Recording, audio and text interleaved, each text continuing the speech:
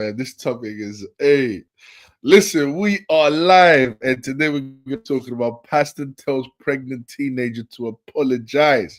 And I'm here with my brother John Michelle.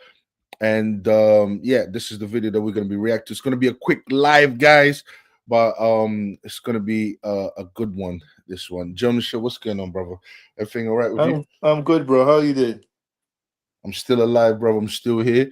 You know what I mean? Still family orientated, still Christian. You know what I mean? You see the hat. I hear You know, that. I hear that. you know what I mean? Like that's all that matters. You get me? And still learning, still growing, and that's all that matters, brother. Now, what do you want to start with? Do you want to start with your thoughts on this? Do you want to start with the video? Do you want to start with the comments? I want to start with How the do you want video. to address this one? I want to start with the video. The video, I want yeah? to start Let's with start the video. The video, yeah. All right. Let's start with the video, man. Cause yo, but by the way, guys, I haven't watched the video because I knew we are gonna be reacting to this one. I haven't watched the video, and I'm just as excited to watch this video as you guys are. Huh? But I already know how it goes, you know. Hold on a second. Let's go. 1, 2. All right. Can you see it? Yeah, on the screen. Yeah. Okay. Cool. Yeah. All right, okay, let's go. To apologize for being pregnant. Here's the video. It's caused outrage online. Pastor forces a woman to apologize for being pregnant. Here's the video. It's caused outrage online. I want to apologize to everybody in here because I am pregnant.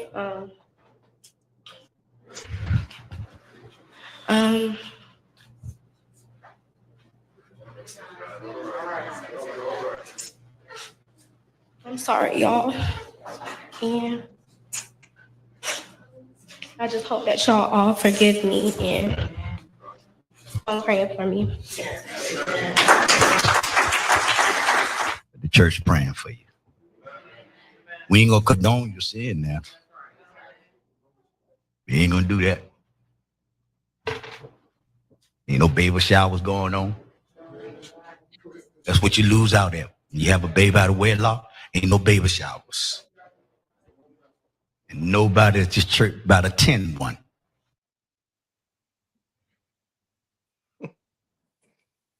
I had a baby out of wedlock, and I did the news while she grew in my belly. Okay, I didn't answer no questions, and I had me a baby shower. Lots of gifts. Okay.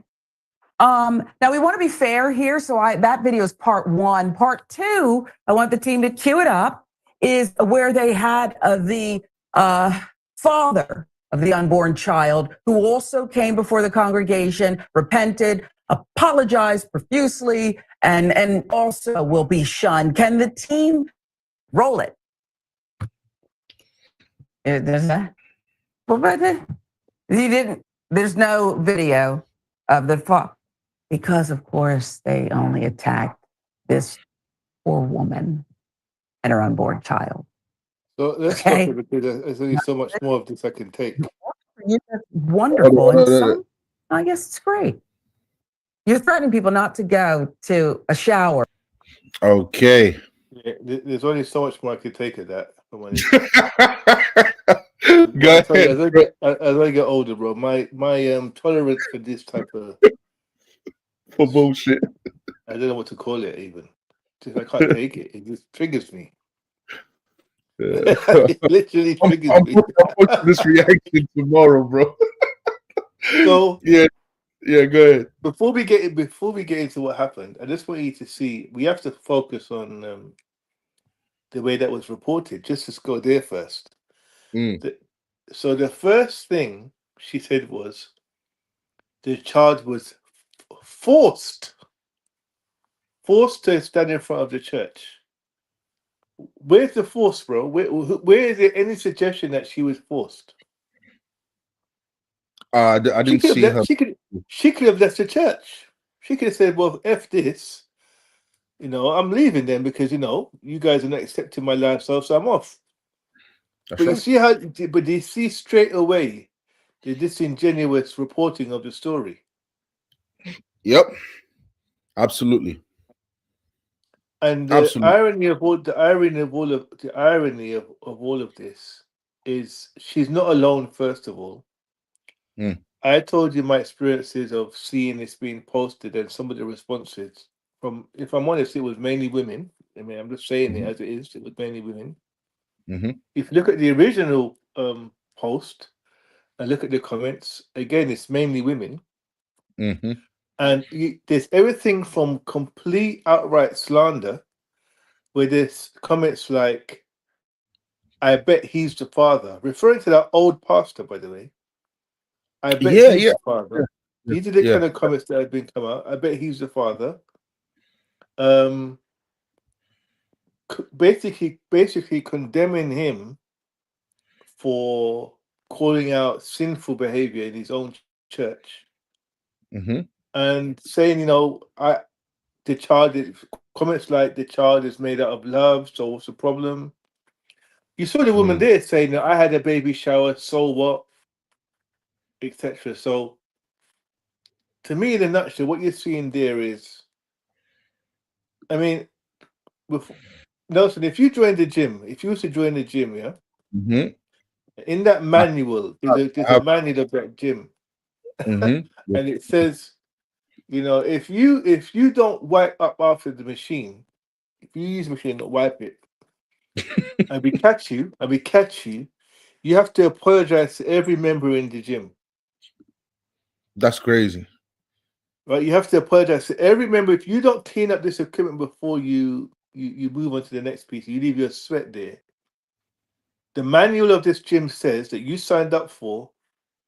You have to apologize to every single member of the gym and say, "Look, sorry guys, I didn't clean up behind myself. I'm apologize for it." Yeah, I have a If choice. I can you either if, if obey their you word want and leave right, the so gym. if you one day leave the gym sweaty, leave the equipment sweaty, and the gym owner comes along and says, who hold on a second, did you leave that thing sweaty? Yes, I did. Okay, well tomorrow you have to come in and tell everyone that you're the one that did it. Sorry, bro. Can I Is just he ask? in, is he in, is he Okay. in the wrong or are you in the wrong? No, I'm in the wrong. Why? If I've been given an order, and the gym doesn't belong to me, and I've been given an order, and I can either comply with the order or I can not comply. It's Right. up to me.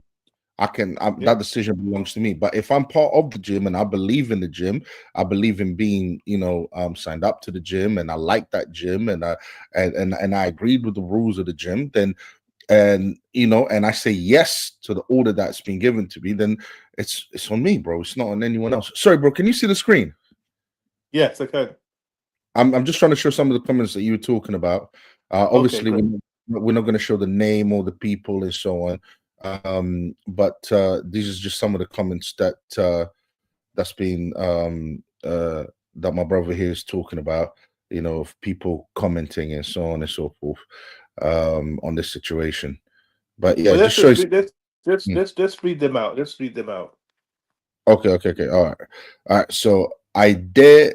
I don't know. Can you see the screen well enough to because I'm sharing my entire screen. I dare a Yeah, damn I can see pastor it. to try.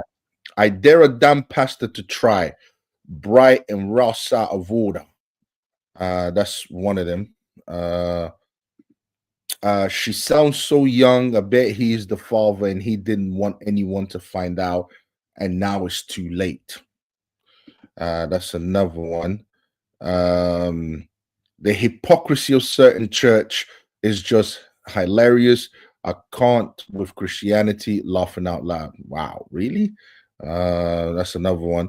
Well, I guess I did blasphemy twice with 2 baby showers. Oh my goodness, what was I thinking? Meanwhile, pastor knocking boots with somebody's daughter or son whilst married. Yeah. Whatever, mate. And did they forget that the mother of Christ was unwed and pregnant? Oh, wow. I can't stand the religiosity of self-righteous importance and hypocrisy. They live under the philosophy of let he with the best aim cast the first stone, yet the sins of the church are many. What has that got to do with anything? But You know what I mean? That's a whole nother story. Yes, bro, go ahead. Well, I mean, the thing is what my thing is, what I don't understand is a couple of things. First of all, the idea of, I mean, I spoke to someone, I showed someone else I know who claims to be a Christian. It was a woman, a woman I know. She immediately sided with those comments straight away. Straight away, she was like, "Yep, he's wrong." And I read some of the comments. She said, "Yeah, I agree with those comments." So I said to her, what does the Bible say, or what does your Christian faith say about fornication? Remember, I'm not a practicing Christian, Nelson, so I'm coming from a completely objective point of view. Of course. I said, you claim to be a practicing Christian. What is fornication? So she said it's sex outside of marriage. That's I right. said, is it permitted under the Christian tenets? She said, no, it isn't. I said, so by that logic, you would conclude that having a child through fornication is also wrong. She said, That's yes. right. She said, it's a sin. She said, yes. So I said, what is the reverend's role in the church? The reverend's role. What is a pastor's role in the church? She concluded it was to guide and to guide his congregation. So then I quoted a couple of scriptures, and I think I put the scriptures to you. I sent them to you. One is in Ephesians. Oh yeah, that we could read out. yes. Because I'm looking at this completely from a logical point of view. I'm not here trying to preach or I'm just trying to understand how someone who claims to be part of something objects to the same tenets of the something they claim to be part of. I don't understand that way of thinking. Yeah, just guys, some of the scriptures that the brother is talking about here, and he's not trying to preach, but I am. All right, so you preach, bro, preach. Ephesians chapter 5 verse 11, take no part in the unfruitful works of darkness, but instead expose them. 1 Timothy 20, those who sin should be reprimanded in front of the whole church. This will serve as a strong warning to others. Let me tell you, the Bible don't play. So hold on a second.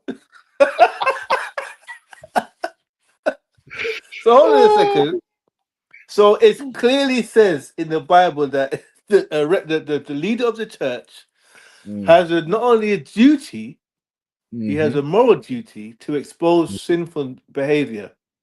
That's right. And to expose the person. Where does it say, Nelson, where to do it? In the church, should be reprimanded in front of the whole church. So as a pastor, do you think that he will be aware of that scripture? Oh, by heart. So he's literally following the word of God. Yeah, literally. And he's being condemned by other so-called Christians for it. Maybe you could explain how that works, because I don't get it, Nelson. You claim to be a Christian. The leader of a church is literally using the Bible and following the Bible when it comes to exposing sin within his congregation. He does it literally word by word. He's following it. Explain how other Christians, particularly women, is because I've noticed a lot of men supporting what he's done, and the overwhelming majority of women condemning him. Can you explain what's going on? Oh yes, absolutely, 100%. When it comes to Christianity and our journey within Christianity, one of the things that we have to recognize first is that we are all sinners. You cannot be a Christian without recognizing that, and we are all supposed to follow the standard that Jesus Christ basically set before us. So that's the first thing. Okay, in order to be a Christian. So if you see anyone rejecting that, if you see anyone that calls themselves Christians rejecting that, rejecting the standard that Christ put before us, then what you are seeing is a person that's not behaving like a Christian. What you're seeing is someone actually going against Christianity. Now, why are they doing it? There's many reasons for that. Sin. It could be. The reason why I agree with this pastor is because he's setting the record straight. He's saying, I'm going to follow the Bible and what the Bible says, and I don't care about how you got it. I don't care what kind of society we live in. I don't care if we live in a feminist society where women think they can impose how they feel towards the church. That's not going to happen here. I'm going to tell you right now that I am the leader. I'm the leader. I'm the pastor, and I'm going to lead this church according to the standards of Christ, according to the standards of the Bible. And how you feel matters not. And I don't care. And if you want to leave, there's the door. No one is holding you here. So he's setting a standard, which those who are Christian will stay, and those who are not will not stay. Now, am I saying that it's hard for people in today's world who call themselves Christians to, I hate to say it because I can't, I'm not trying to be judgmental, but I have to be, man, because there's no way you can be a Christian and disagree with what this man is doing. Like, there's no way. And regardless, even if you feel like you disagree, he is the pastor. He has the right to make he even if you felt some type of way, it's like my children feeling some type of way because I said no, and I'm telling them straight that's a no. That it's not happening. Now I don't care how you feel, and here's the pastor. You have to trust in your pastor. Now, if you really feel that what and what not about, you can walk out. But the thing is, he's not breaking the law. He's not going against the Bible. He's not going against the standard that Jesus set. So at the end of the day, now why do women do that, bro? It's because they're not really being Christians. I don't want to say they're not Christians but their behavior does not match with the standards that Jesus set, does not match with the Bible, which would make them not a Christian, and what I'm trying to do is not judge the struggle that they're going through themselves. I mean, I hope that they come to the realization that they are sinning, and then they come back to that, they go back to that church, and they and they follow the leadership of that pastor, because that pastor is a good pastor. He's doing the right thing. So that's what I would say. Okay. So I think first. So I got another quick question before I make a statement. When I was reading through a lot of the comments, not just the comments on the post I was on, but also just generally speaking, on the main video, there was people making the comment. Two people on both sides were making the comment about. They were quoting the scripture that talks about he who has something in his eye cast of two. He who is a sin shouldn't cast a. What's that scripture? He is without sin, let him cast the first stone. There was that one, and then there was there's something about something in your eye. I forgot that one. The plank in your eye. Yeah. So how do you reconcile those verses with what he did? How do I reconcile those verses with what he did? That's what was being used to kind of go against him and to condemn him for what he did. That's easy. That is easy. He's the pastor. Right. He's the leader of the church. He's the one that's supposed to guide the flock. He's supposed to guide. He's supposed to guide them. And for you to say that, you would have to be the one in charge of what he's in charge of. You see what I'm saying? It's interesting. And hold on, we all fall short. Even a pastor falls short. No one is perfect here. But the thing is, the only time what they, when they brought up the passage, before you take the log out of your brother's eyes, first take the, so before you take the speck out of your brother's eyes, first take the log out of your eyes. The only way that would work, is if he did something similar or something of that nature, and he didn't come before before his brothers and sisters, before the congregation, and said, what I have done is wrong, what I have done is sinful, and ask for forgiveness. That's the only time these people would be saying would actually be true. But the thing is, as the leader, if he hasn't done anything like it, if he hasn't got any girl pregnant, so what are you guys talking about? How does those passages even, like, you can't use those passages to condemn him because he didn't do. He's supposed to be the leader, supposed to be the pastor, and he's following the Bible. That's crazy. So it was interesting because one of the same person I was speaking to before. So she said. So I said to her, I asked her a question. I said, no. She said, we spoke about fornication. So I said, what does the word fornication mean? And she said she couldn't remember. So I said, hold on a minute. Are you a Christian? You're a Christian. You can't remember the word fornication. She goes, no, I can't remember. She's lying. Then I said, what? Then I said, what's the definition according to the Bible? What's the definition of sin? She couldn't answer that question either. The definition, according to the Bible, what's the definition of sin? She couldn't answer that question either. In the next breath, she said to me, but this is what the pastor should have done. He should have said this, and he should have said that. I said, hold on a minute, hold on a second. So you have highlighted that you don't have any knowledge of the Bible. You've been going to church for years. You don't even know what fornication is. You don't know what sin is. But you're putting yourself in a position to try to school a pastor about what he should be doing. Think of that. Okay. First of all, bro, she was lying to you, bro. First of all, she knew exactly what fornication meant, and she knew exactly what sin meant. She knew exactly what it was, but she knew where you were going with it, and she didn't want. She didn't want to face the reality of what you were basically, but you forcing her face to the water, man. You say drink, I don't care, drink, and she didn't want to. She didn't want to face that. She didn't want to face that. So she knew where you were going with it. And then when she behaved, I would say dishonestly, what basically ended up happening is she probably thought you wouldn't have nothing to come back with, and then you so how can you argue with a pastor if you don't even know what fornication was in men? Just chatting absolute nonsense, bro. So you say it backfired then? It backfired.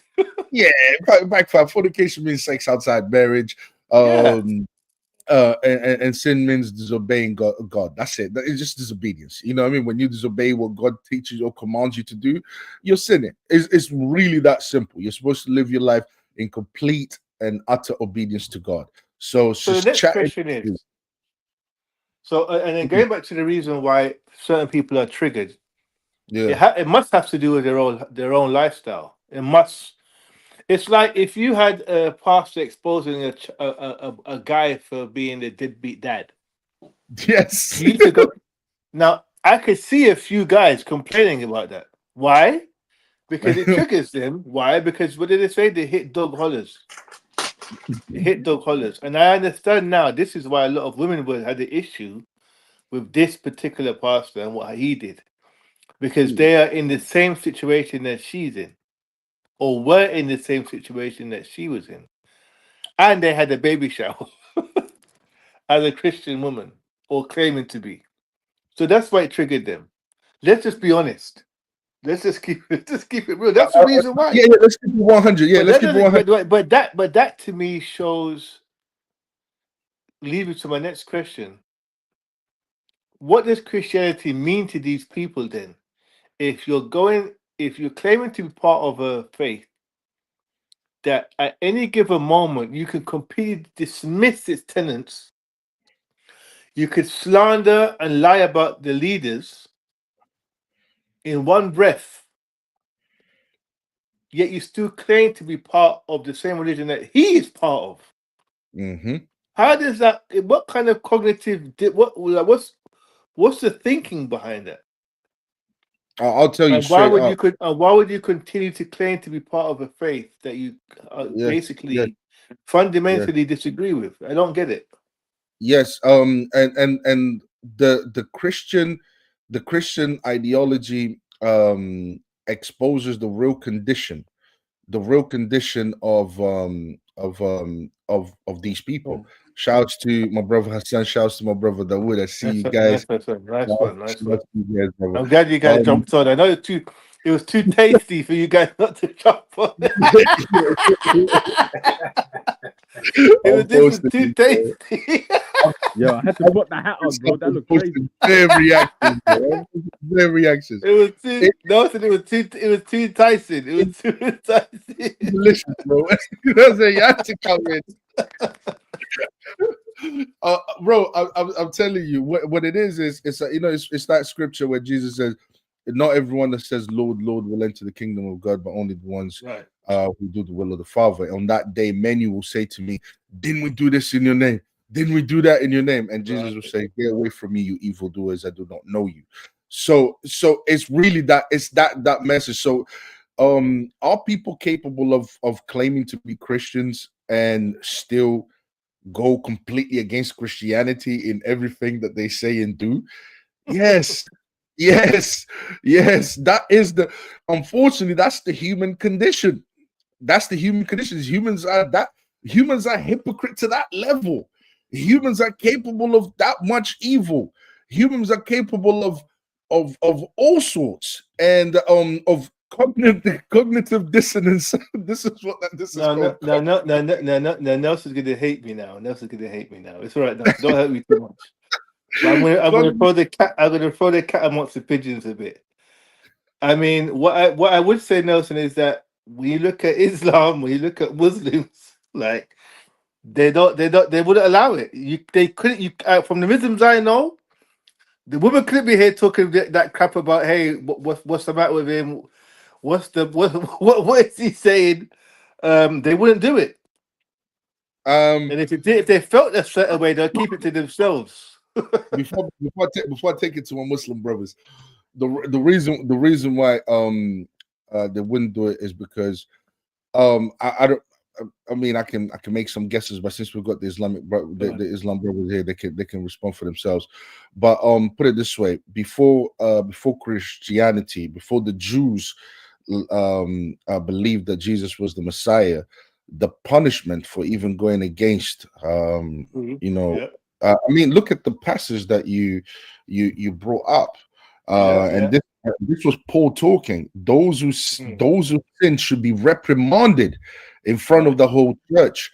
This will serve as a strong warning to others. So, but in terms of corporal punishment, no. But in terms of reprimanding people, that's exactly what should be happening. You should be reprimanding people publicly and letting them know what they're doing is absolutely wrong, and this is it's not acceptable at all. Now that person is going to have two choices. They can either follow it, they can either agree with it and bow down to the teachings in the scriptures, or they can leave. But that should not be tolerated in the community. The punishment before the Jews believed that Jesus Christ was the Messiah, I mean, there would be corporal punishment. There would be, because stoning that would be one way. Exactly. But as Christians, we believe that Jesus paid the price, so we are no longer living under that law. And now it's up to you if you want to do the will of God or not, until the judgment day. When that day comes, you either go to hell or heaven, because God will be your ultimate judge. So, but I'll leave it to the Muslim brothers. Yeah, I really want to hear their thoughts on it. Go ahead. Octavia, just like first of all, hi to everyone and thank you for having me. I just wanted to apologize maybe to some of the viewers as well, or some of the fans of the podcast. We were supposed to be on a couple of days ago, and I don't know what happened. We just kept forgetting. I forgot like twice, so I just wanted to apologize about that. No, it happens, brother. It happens. No worries, man. No worries. Anytime you want to do it, just let me know, brother. Sure.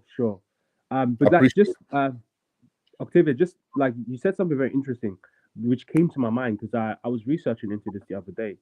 Do you reckon that the way Christians behave towards these type of situations is not so much to do with the theology, and this is not to say that the theology is not important, but it's more to say that it's more born out of secularism, meaning that because of what happened to Christianity through the Enlightenment period, that it is ridiculous today to punish people, you know, because I mean, even the blasphemy, there was blasphemy laws in this country until very recently, in fact. It was kind of like, you know, this is ridiculous. We don't do this anymore. We're not barbaric, you know, we don't punish people for their beliefs. Yeah, I don't know. I was wondering maybe. Yeah, but even with blasphemy laws, it wouldn't include severe corporal punishment, for example. That's it wouldn't include that. But like, for example, if with there would be a punishment, you know, some almost like an acknowledgement that what you've done is wrong in the legal sense, because we did have those blasphemy laws. But secularism is a temptation for everyone. Secularism is a temptation that even Islam is having to kind of deal with right now, because you've got Muslims living in the secular world, and they're being tempted, and and they're being tempted by secular temptations, by what the secular world provides, and they find it hard. It's like, how do I live my religion? You know what I mean? Without all these temptations, because a lot of what I see around me is haram. And let's not, people, as religious people, need to stop being like, not that you are, but everyone, all of us, including me, we need to stop talking real and honestly. Everything that the secular world provides is a temptation. Okay, it's a temptation for us to go the wrong way. Okay, and it's going to affect churches, mosques. It's going to affect our psychology. It's going to affect the way we are, and this is something that we have to battle against. I look at it as another another temptation, just like when Jesus spent 40 days and 40 nights in the desert, rejecting the temptations of the devil. It's just the same thing. The devil offered him the entire world, and Jesus says no. Today, we are being offered all types of temptations as religious people. I don't care if you're a Muslim or a Christian. You are being offered these temptations, and it's hard for us to reject these temptations. And I see it within the Islamic world as well. I see Muslim boys behaving secular by the day. I can even point to imams and all types of stuff that are trying to change their ideology a little bit in order to fit in with the secular world. Well, the same thing is happening to Christianity. But of course, like, if you've got churches like the Catholic Church, the Orthodox Church, who have very ancient ties to their ideology, what they believe in, it's more difficult to change. Yes, can people behave in a bad way? Yes, all the time, because we are all having to fight off that temptation. So you're right on that. Yeah. Hassan, is Hassan there? Oh yeah, I'm here. Yeah. I just put myself on mute. As far as what I'm going to add to the conversation, since you guys all agree, I guess it's up to me to disagree, because this will be a 15-minute podcast, it seems like. I agree with the women. I think the pastor was a bit too harsh.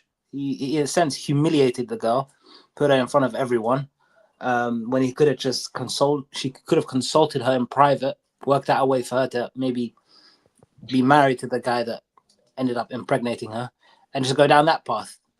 Obviously, don't go to the baby shower. Don't go to any baby's baby shower, because that sounds like nonsense anyway. But yeah, I think he was a bit too harsh, and I think some of the women's in the comment section, okay, they're a bit too harsh, talking about Mary and things like this, which is just crazy. And then what else did they do? They said that maybe he's the father, and he's just trying to get himself distract from himself. That's a bit much. But when he's acting so harshly and maybe inappropriately, it's fair to assume the backlash will be inappropriate as well. Hold on a second, because Hassan brought up something specific. John Michelle, I want to ask you this: Do you think? Because I know you're itching. Do you think? Okay, I mean, I've got so many. Hassan, you're wrong, by the way. Yeah, you're bloody wrong. But the thing is, yeah, but I see what you're saying. Yeah. You know, he could have consulted her in private. Yeah. Okay, he could have consulted her in private, and you know, because let's not forget, it's her journey. She's the one who will have to what do you call it? Either go heaven or hell. That's up to God. It's her personal journey with God. Okay, and he could have consulted her and told her the exact same thing. What you've done is wrong. It's sinful. You need to repent, and you need to make amends. Instead of, you know, putting in front of the entire thing, which is my style, by the way. This is what I would be doing. You sinned. There you go. Apologize to everything. But I think I'm going. Do you know what? Yeah, because I was going to say something, but I want John Michelle to kind of like say it. Go ahead, John Michelle. Okay, so I've got a different take. And first of all, I don't know if Shaitan advocate, does that ring? Can I say that? I was hoping nobody would say that, but yeah, I guess so. That's sad. I'm with her. I can't say devil's advocate, as I want to say that instead. Yeah. Okay. That part. Again, I think if you sign up to a club, anything, yeah, where you know that the potential is there for you to be publicly shamed, if you want to call it that, yeah, and you sign up for it, then and you know that's the rules of the club. I don't think you can put the club at fault for following through with its rules. And she had not been forced to do this. She would have consulted with the preacher, the pastor, and he would have given her the choice. You either do this or you don't. And there'll be consequences if you don't, and there are consequences if you do. She ultimately made, so I give credit to her for doing it, because she didn't have to. She wanted to make a public. What's the word, Delson? Penance. Yeah, penance. Yeah, public. Penance. Yeah, public announcement. Penance. Yeah. She because she knew that's what was required in her particular church, and so she did it. I don't think he's harsh for doing that. Now, first of all, First of all, that's not every church, and second of all, look, I'm gonna make.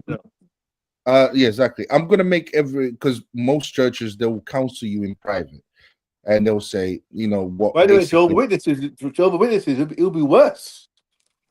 Jehovah's Witnesses, there would have been an announcement calling her name and saying she has been disfellowshipped and has been removed from here, and they can't speak to her or talk to her in public. Yeah, and if she comes back to the church, she has to sit in the back and no one can speak to her. That's what Jehovah's Witnesses would have done.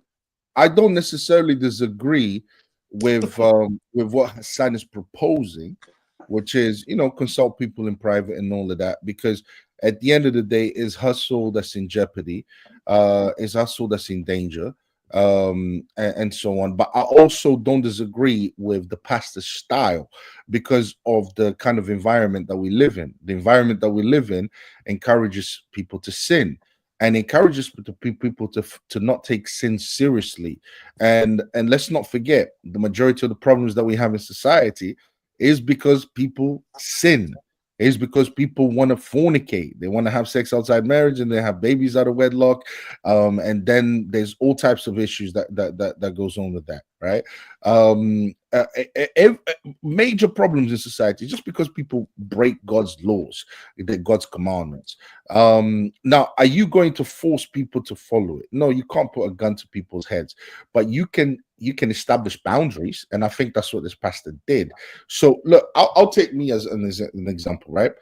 I had babies out of wedlock, okay, before I got married, right? If the priest said to me, you have to kneel and apologize to every single person in here so that people understand that this is wrong, and this cannot go on, and this is a bad example, and sin should not be tolerated, I would have gladly done it. Right. And this is what I would have got on my knees, and I would have apologized gladly with all my heart. And anyone who had an issue with it, I would be here on the podcast debating them and telling them, shut up. You don't know what you're talking about. You could do that with me. I would do that with you, Hassan. I will be debating you here. Bro, I'm telling you, what I did was right. What that priest told me to do was absolutely right. I would have done it happily with you know what I mean? Like, trust me. But the thing is that we live in a highly secular feminist society world where sin is allowed, and it's almost like, what's going on with that wood, man? Yeah, I'm still here, my brother. Okay, you're still here. Okay. Yeah. It keeps buffering. So yeah. So yeah, I would absolutely. I had no issues, and I was happy for that woman. That woman was not saying it like someone put a gun to her head. She was like, yeah. She was like, you know, pray for me. I'm sorry, what I did was wrong. That's someone that understands the faith, understands what they did. And I'm glad that the press also added that little bit in there, which was, and there's no baby showers, by the way. You know what I mean? It has to be punishment. There has to be some consequences. That's what he's saying. There has to be a consequence. But exactly. My issue is he going to do that for the thief next, the church person who steals outside of church, or is he going to do it for the backbiter, for the adulterer, and whatever it is? Because some sins are far more visible than others. She has to carry around that shame for X amount of time. The shame of, you know, having premarital, getting pregnant outside of premarital relations. It's just it becomes a free for all to a certain degree of, you sinned, we can see your sin, tap tap tap, and what about everybody else in the audience? Are they going to do it? Is it going to be every week for every sin, or that would? What do you think? I think it should be. I think what Octavia's saying is quite interesting, because sometimes, depending on the community that the imam or the preacher is in, depending on that, you will go about certain things maybe slightly different. So if, for example, you know that in your community there's a lot of like sleeping around or something. He took my thunder. I think maybe then sometimes you have to like take drastic measures.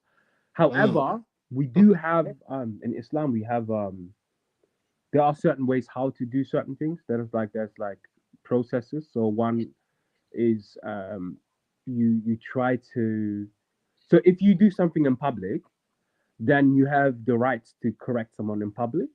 You don't have to. You can still do it privately and pull them to the side, because what you want to do is you want to prevent it from happening again, and you want to have use it as a lesson for others to learn from, you know. So maybe the pastor he's in a society or in a community where there's a lot of problems, and he had to do it this way. But it is advised to usually, because it's either you want to help the person or you want to help the congregation. You know, if you want to help the person, then it's best to avoid humiliating the person in front of other people, you know. But if it's if it's for the congregation, then I don't know, because there are certain situations. There's actually a one-to-one example. The Prophet Muhammad, when he was alive, there was a woman who she was married and she had a pregnancy out of wedlock or out of marriage, I think, even, subhanallah.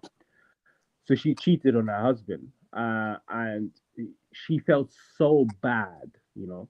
And mind you, it wasn't the guy that she cheated with; it was her. She was so guilt tripped that she came to the Prophet and said, "I deserve the capital punishment because I've basically broken my vows, and I have a child in me out of it." And then the Prophet said, like, the Prophet was basically trying to prevent her, you know, from going that path. And he said, well, you know what? Go have your child first, and then, you know, when you have your child, just come back to me if you still feel that way. And the Prophet basically, you know, he's basically banking on that when she has a child, you know, she's gonna fall in love with the child and she wants to stick around. Some narrations even say that the prophet was kind of like not really trying to listen to her. You know, he's like, oh, I don't know, I don't want to really hear this. And then she came back after 9 months. She kept her word. She came back and said, look, I still want the punishment. I still want to be punished for this heinous crime that I've committed. And the prophet said, gave her another like excuse, and then again the excuse was not enough, and then she received the capital punishment for sleeping out of wedlock. And as she's been executed, if you like, some of the Sahabas were like insulting her and saying, "Oh, you sinner," and they were getting emotional with it. And the prophet reprimanded all of them. He said, like, what are you guys doing? Be aware. This woman had faith, and the mercy that is being poured upon her would sustain half of Medina today. Half of the people here. She's a true believer. Now, this sounds very crazy for people in the modern world, but from a spiritual perspective, it's quite powerful to see that the judge or the leader of a community should always opt for mercy. Mercy should always be the first option, and people should try to reform within mercy. But if that doesn't happen, then harshness has to be applied as well. One of the things, and that's the last thing I'll say, the Prophet Muhammad, he would never, it was very rare, he addressed people publicly as well, directly, but his way of addressing people usually would be also in an indirect way. So someone would come to him and say something really bad, or do something really bad.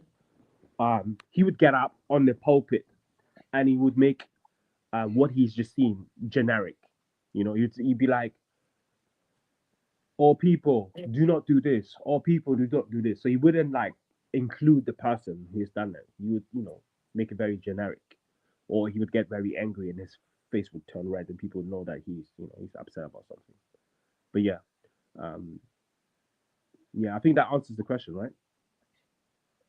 Yeah. For the one, because that would make a good bit of interesting point about how sometimes messages are kind of it depends on the congregation, it depends on the community that the particular issue is happening in, and how that could kind of. So in the Bible, obviously, I read the Bible. So in the Galatians, I know in Galatians, Apostle Paul directly would address issues within those churches. Specifically, he would address what was happening in those particular churches. I know at one point there was an issue with people being very flatty with their behavior, and he said, "Hey, it's not about, it's about your works." I know that's one of the so, and even Jesus rebuked people directly and in front of people by their name. Like even his own disciples say by name, he would call them out and say, "Look, you're." So the idea of rebuking people in public, there's examples of that in the Bible. But so going back to this particular pastor who's in America. So this is a black church in America. Now, I'm sure all of us here would agree that within the black community in America, there is an issue with single parent households and fatherless children. Yes. This is a well-known issue.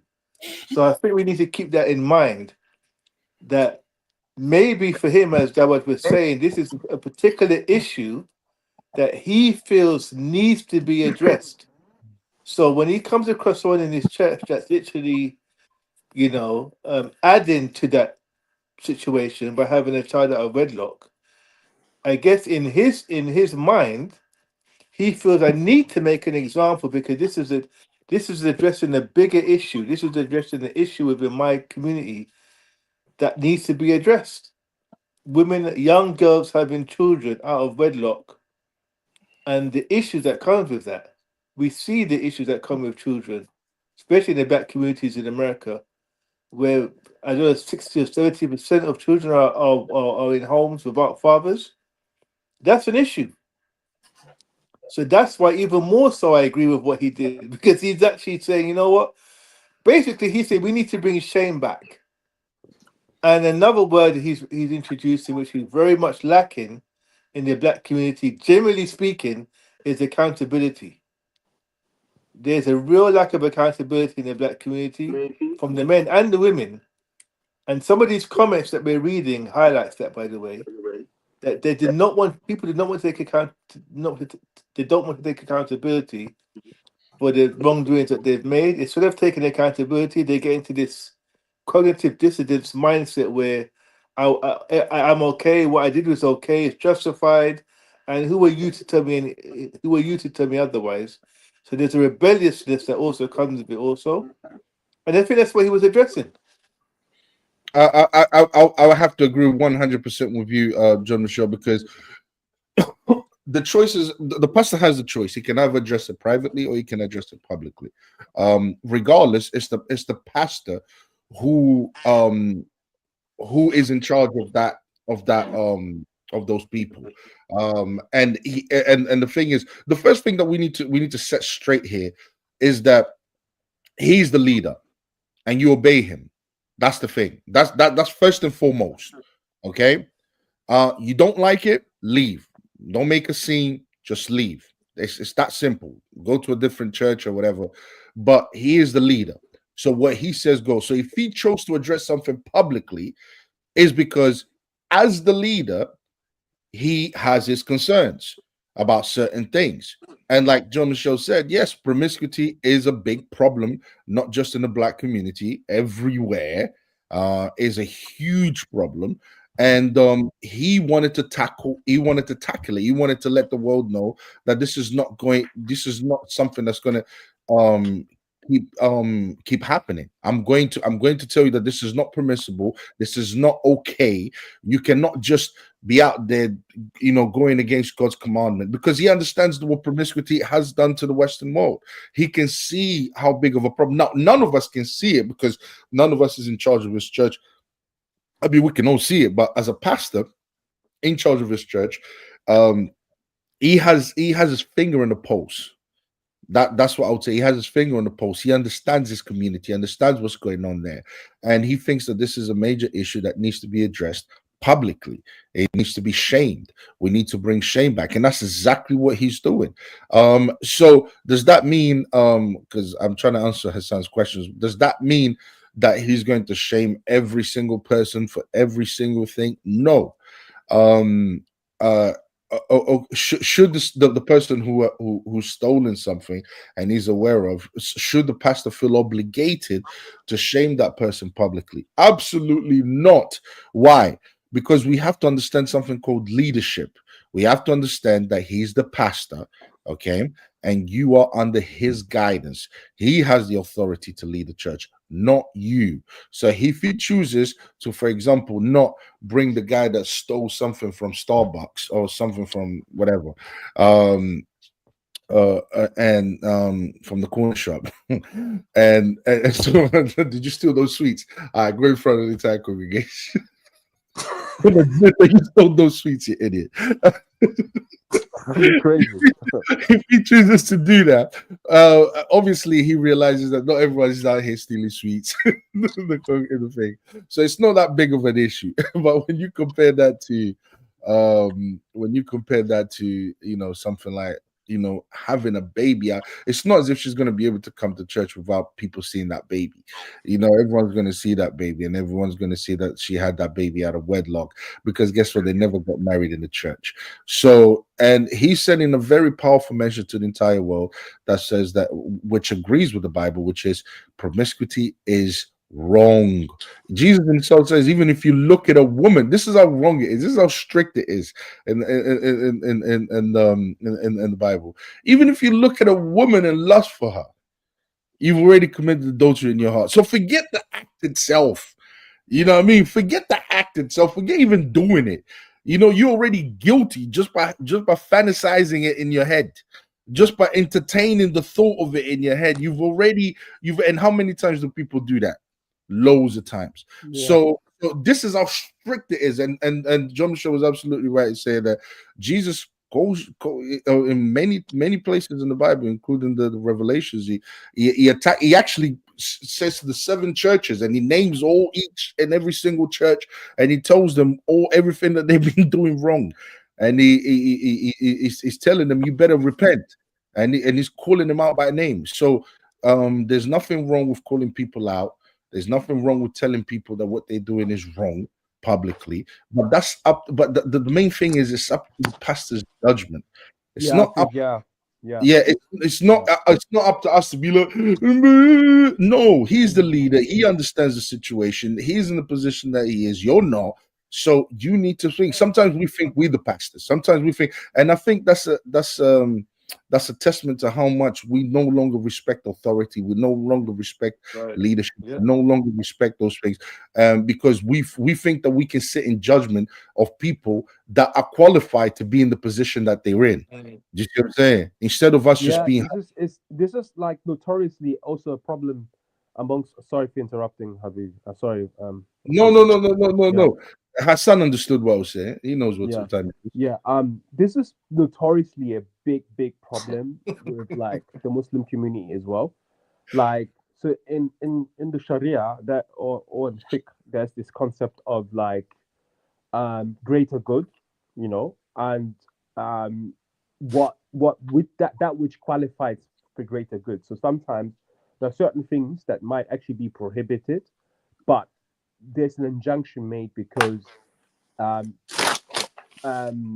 allowing it would create more problems and vice versa.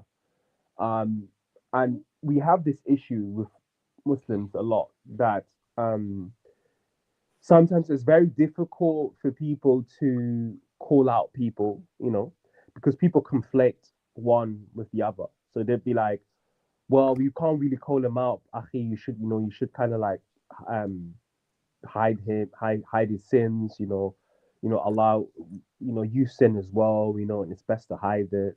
But actually, it depends, it depends, because sometimes, for example, if there's a person, and we had this problem actually happening to us a couple of years ago. There was a guy who was like just wild. He was just so wild. And the reason why the whole scenario was wild is because he was the type of guy, he would preach online, he would speak out against people online, look at these guys, and they're not proper and prim, look what they're doing, this and that, they're not following the way I practice my religion, etc., etc. And there was pictures of him that leaked where he was in a club. It was him in a club, a woman next to him, and Canada Goose, Canada Grey, like the vodka drink. Grey Goose. Him. And the internet does not forget, right? I'm well aware of that one. Yeah, bro. People went to they saw that the picture, like, well, hold on, this picture was taken on 25th of November. The 24th of November, they go on this website. He was teaching people in the mosque. So it really was like shocking, It was it sent shockwaves. And I'm not shocked. I'm not shocked. It was crazy. It was absolutely mental. And then what happened was, the reason why people start talking about it was because on his way, he was just taking bodies, like casualties. He was basically sleeping with people. He was having kids out of wedlock. He had like 20,000. Like, that's crazy. Everywhere. He was running a bit wild, yeah. Yeah. So at this point, it is upon most urgency to make people aware that this guy, first of all, he's not fit and proper to get married to any of the sisters. You have to be careful. If you have a sister or you have an auntie or yourself, this guy, red flag. And secondly, those children, they all kind of live in the same area. The mothers don't know each other that well. They grow up 20 years later, and then you have like incest happening, So these things come with that happens already in some Muslim communities. Yeah, so that's yes. Yeah, but I'm saying this is happening mention that happened in a community where it's not the norm, right? Imagine it happened in the community, say African Caribbean or African community. We don't really do that. We don't marry our cousins like that, yeah. At least West Africans, I should say, but and Central Africans, we don't really. It's not in our culture. We don't do it like we used to. There was a point. Expose the East Africans, bro. Expose them, bro. No. I'm even saying West Africans used to do it as well, like a long time ago. Not anymore as much, but they used to. The Senegalese used to do it and stuff. But what I'm saying is that it's not prevalent in our culture. So when you have siblings marrying siblings, it's a disaster, isn't it? Like people need to know, you know. Yeah. That this is not cousins, freaking. This is siblings, same That's father, crazy. different mother. Yeah, that's crazy. That's haram in Islam as well. You're not allowed to do that. So yeah, so you have to, you know, someone like that, you have to air out. You have to say that's his name. This is where he lives. This is what he used to do. Yeah, be aware. That's his ID. This is ID. Did that happen though? Did it happen? Did he get exposed? Yeah, heavily. He Good. lost his face. Good. Last time I was saw him, moving mad. last time I saw him, he's on some secular podcast now. He's left this whole religious thing, I think. But and Dawood, off camera, you got to tell me who this is. I want yeah, it's crazy. This is real, bro. And you can say his name here. You can say his name here. He's already been exposed. Yes.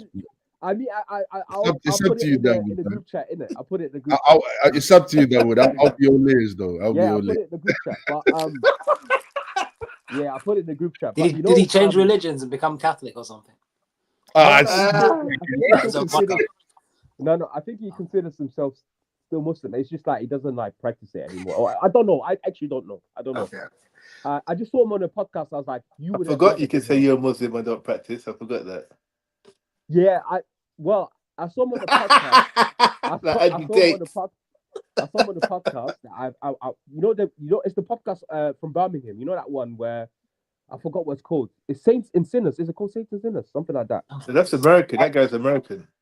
Yeah, we have. No. It's not. I know the one you're talking about. It's not. It's not the one you're thinking of, John Michelle. The one in America. Guy's American. Yeah. There's another one. There's another one. It's from Birmingham. Okay. You're right. Yeah. I know that podcast. Yeah, he was on there. I couldn't believe it. And you know that is very. What was he doing? Was he making excuses for? He was not. He's turned into like a relationship guru. Out of all the people, him. I mean, brother, seriously. I mean, mental health in at this point. But like, I just wanted to segue into something very interesting. Hassan and I, we were speaking about this as well, and we spoke about this in the group chat. Obviously, we've missed a couple of days of trying to talk about this, but like, I think I've looked into this whole grooming thing. Yeah, I've really looked into it very like as deep as I could, and I always had this sentiment, right, which is, look, if there is an ill in a community, say there are Muslims and we have issues within our community. I always find it very strange that sometimes people like to like brush things under the rug, and they do it with the idea that, well, if we don't address it, then it would cause more harm, right?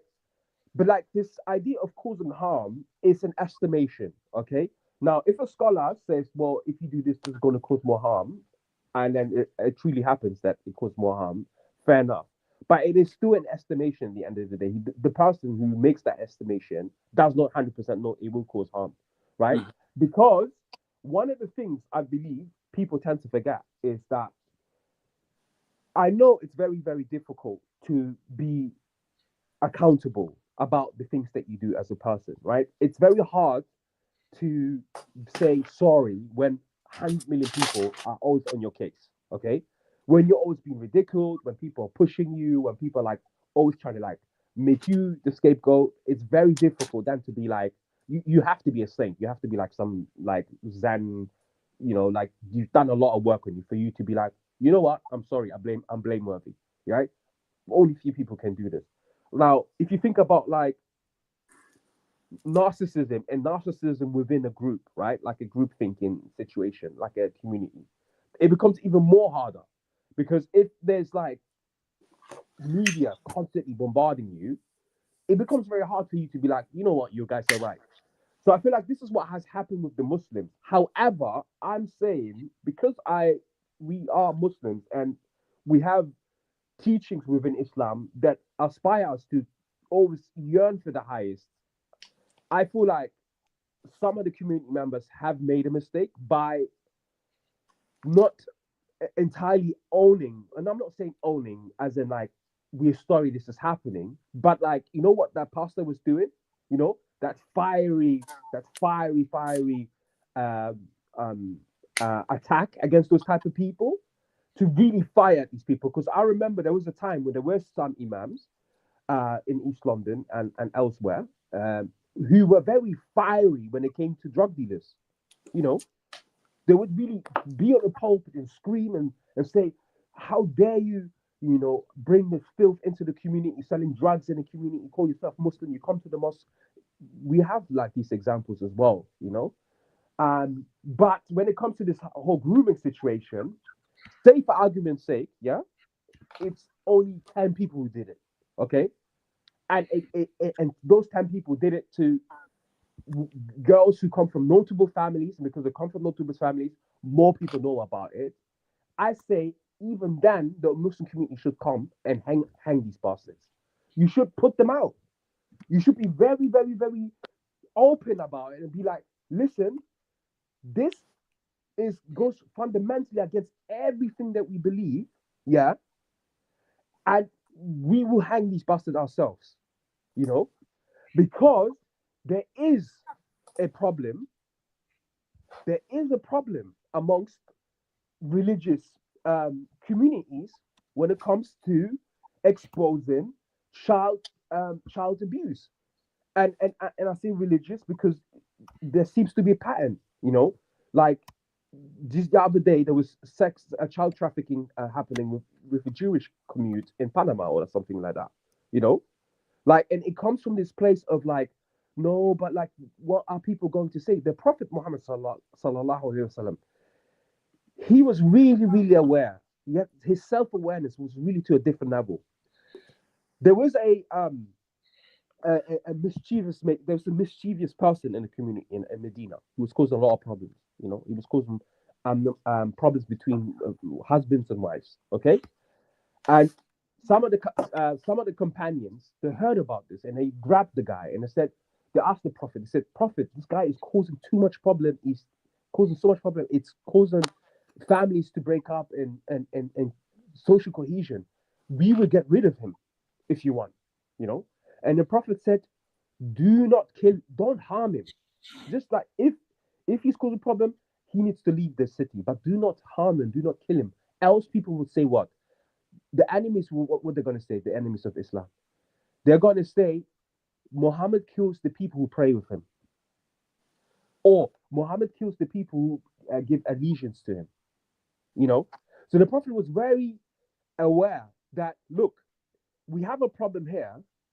We're not going to put it under the rug.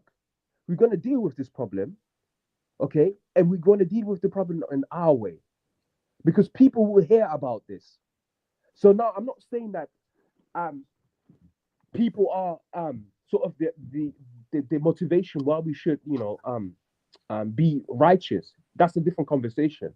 What I'm saying is that what sometimes happens amongst religious folks, and obviously I'm talking about Islam, is that we tend to try to hide things because we are afraid that when people hear these things, we will then look bad and negative.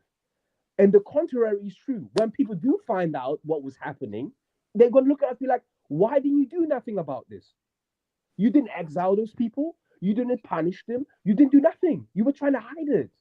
And that's where the hypocrisy comes from. And I feel like I understand why some Muslims do it, but I think it works against our favor. And we've seen, at least on social media and in the media, that the Muslims were not looking better. You know, I saw the efforts that Mohammed Hijab was trying to do on Twitter and talking to Elon Musk and Dilly and all these other characters. Mashallah, I saw what they were trying to do, but it was backfiring at certain points, because people were like, we do understand there's other people who do it, but you're on trial now.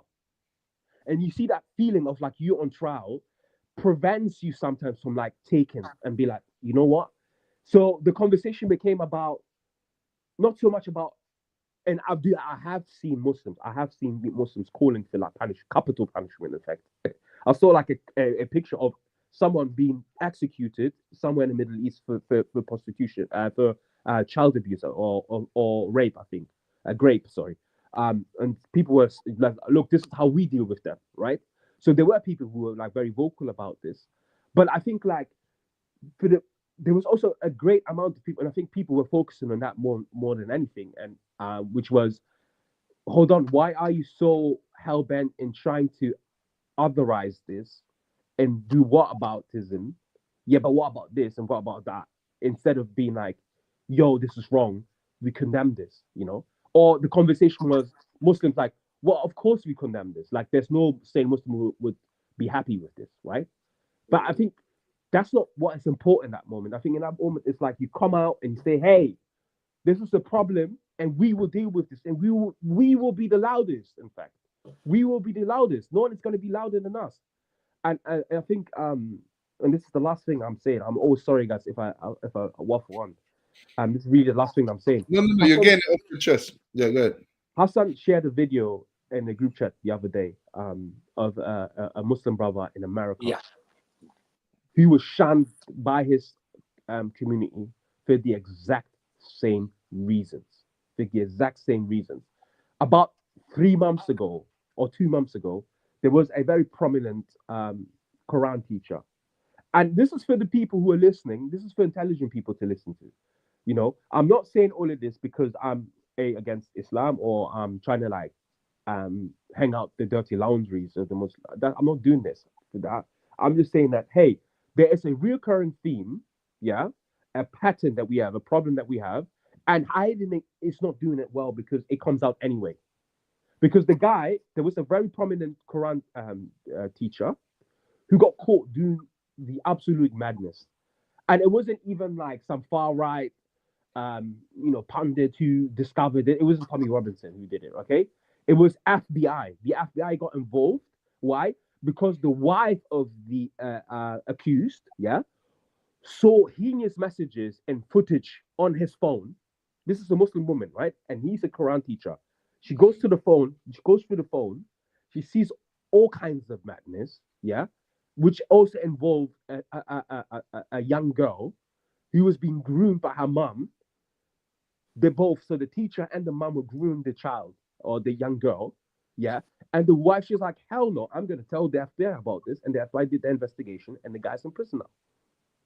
And I'm sure he's having a really bad time right now in prison, especially as a Muslim. You go in America, you're Muslim, and you're in prison for that stuff. Oh my God, the brothers will take care of you in prison. Dawood, right? let me get John Michelle to come in here. Apologies. No, it was good. Can I go after John Michelle?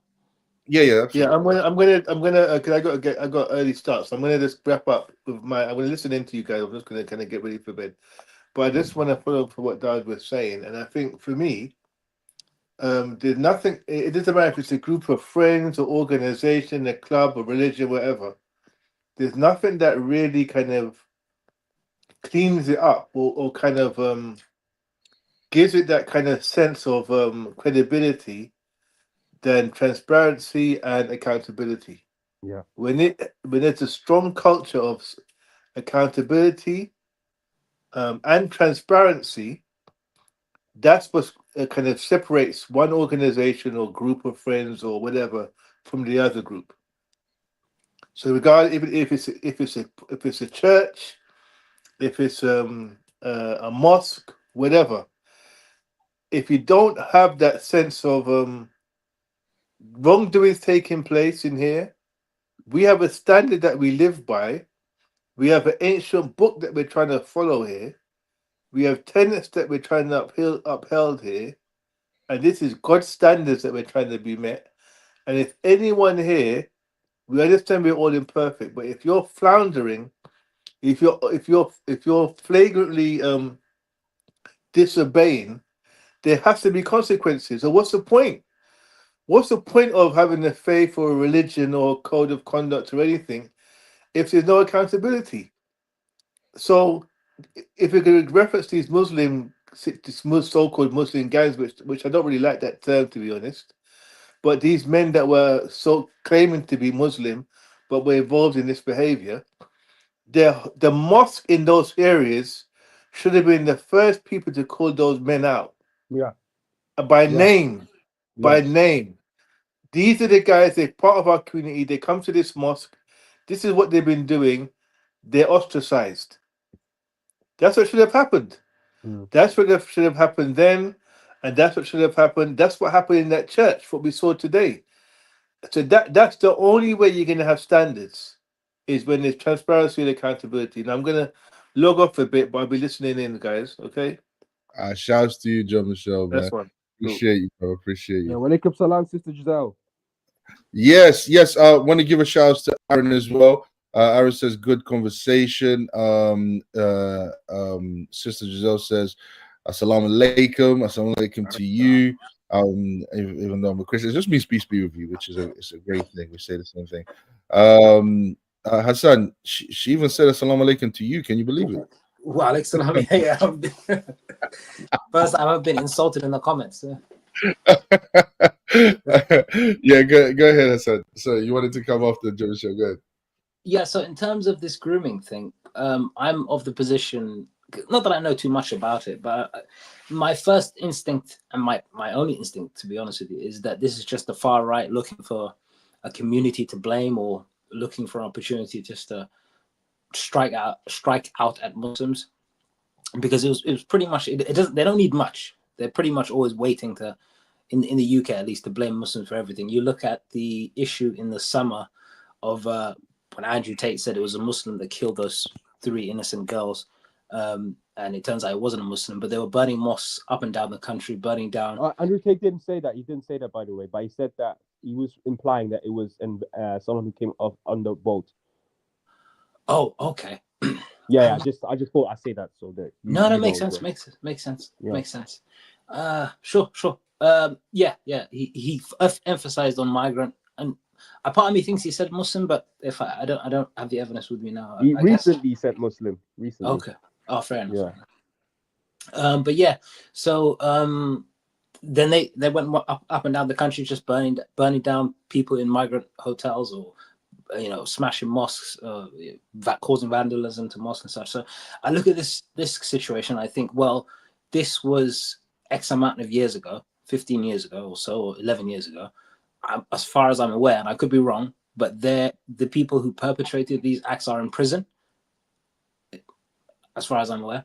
So this has been going on since the 1990s. I think it's been going on since the beginning of time, pedophilia, right?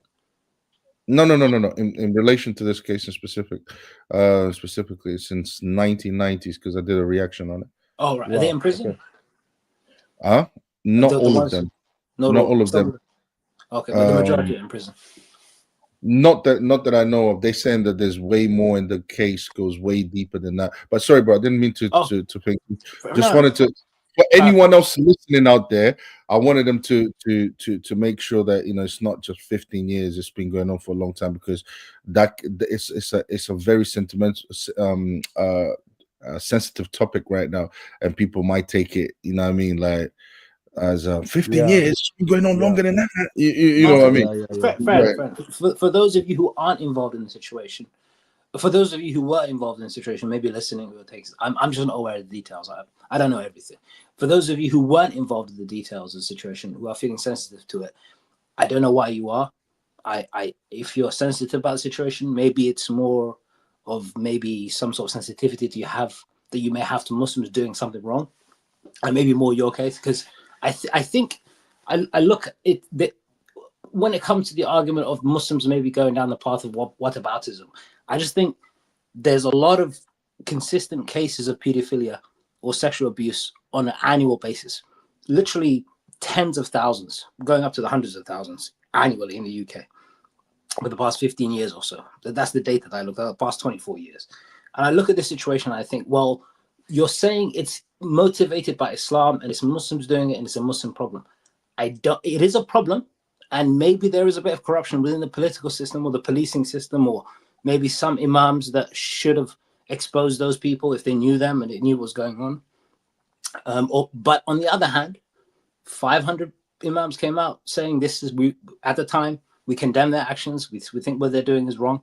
There are hundreds of thousands or millions of Muslims in the UK who don't do that. So there is what's the word? People are, in some cases, from what I've seen, are choosing to be outraged specifically because they're Muslims to a certain degree, because the assumption is, well, this is what Muslims do. This is what Islam's about. It's a predatory disease on Western society, which is not. So there is selective outrage. That's the word. That's the selective outrage in the situation. Now, going back to what the brother said about the video in the US, Dawood said, yes, that is a problem. From what little I know of that situation, that is a problem within the leadership. Everything that Imam I saw say in the interview, in the video that he made, talking about, he tried to, what was he saying? There were people he was speaking to that within positions of leadership who were, he was telling them that there are people doing, certain crimes, and there are people that need attention, and it's a problem. And there are maybe people in leadership that are choosing to ignore that because they want to prioritize the image of the Muslims rather than looking after the victims. And that is a problem. And that is a problem, I think, within every religious group, in every sector, and in every segment of society, where people in positions of leadership think too much of themselves. I think their word is what's responsible. Those people who are harmed, that they could help, that they choose not to help, maybe being considered as collateral damage, right? And they consider, and the sin is upon them. They should take action. They should expose. And it's unfortunate that it took the FBI to, get to the root, of course. But ultimately, it was a Muslim woman who exposed the sins of her husband and took action when it needed to be. And she did the right thing. She did the right thing. But I think there is a lot of politics in play. There are people who want to be outraged about everything Muslims do, and whenever they do something wrong, and want to blame it on the Muslim community as a whole. Yes, there are problems. Yes, these issues need to be resolved. There is poor leadership, absolutely. But the idea that it's the far right, or those who are most vocal about acquiring justice, are looking for justice and justice alone, and there should be any ground ceded to them in the pursuit of justice? No. They will not be happy until every Muslim is, in prison for whatever. Hassan, you know what I'm talking about, yeah? And you may have, like, if I say it this way, you understand the perspective. Sure. I agree with you, because everyone with a sane mind knows, yeah? Not everyone. A lot of people who are crazy, and a lot of people who are brainwashed, unfortunately, who don't know this. Yeah. But we Muslims, we know that this is propaganda, and we also know that this is a concentrated effort by people who dislike Muslims and hate Islam to use this. They're using this. Tommy Robinson is, and this was the second part, right? And the reason why I'm saying this is the second part of what I wanted to say is because I'm essentially saying what I just did here on a micro level is what what Muslims should have done on a macro level. Even if you're concerned about the PR, if you're concerned about, okay, look, the selective outrage, I think it still would have been better to go ham on these people and then do the explaining after. As in, like, yes, you're right, blah, blah, blah, blah, blah, blah. We will take care of these people ourselves, blah, blah, blah. We don't, blah, blah, blah. And then, but also, do you know that this and this and this and that, and what you just explained there?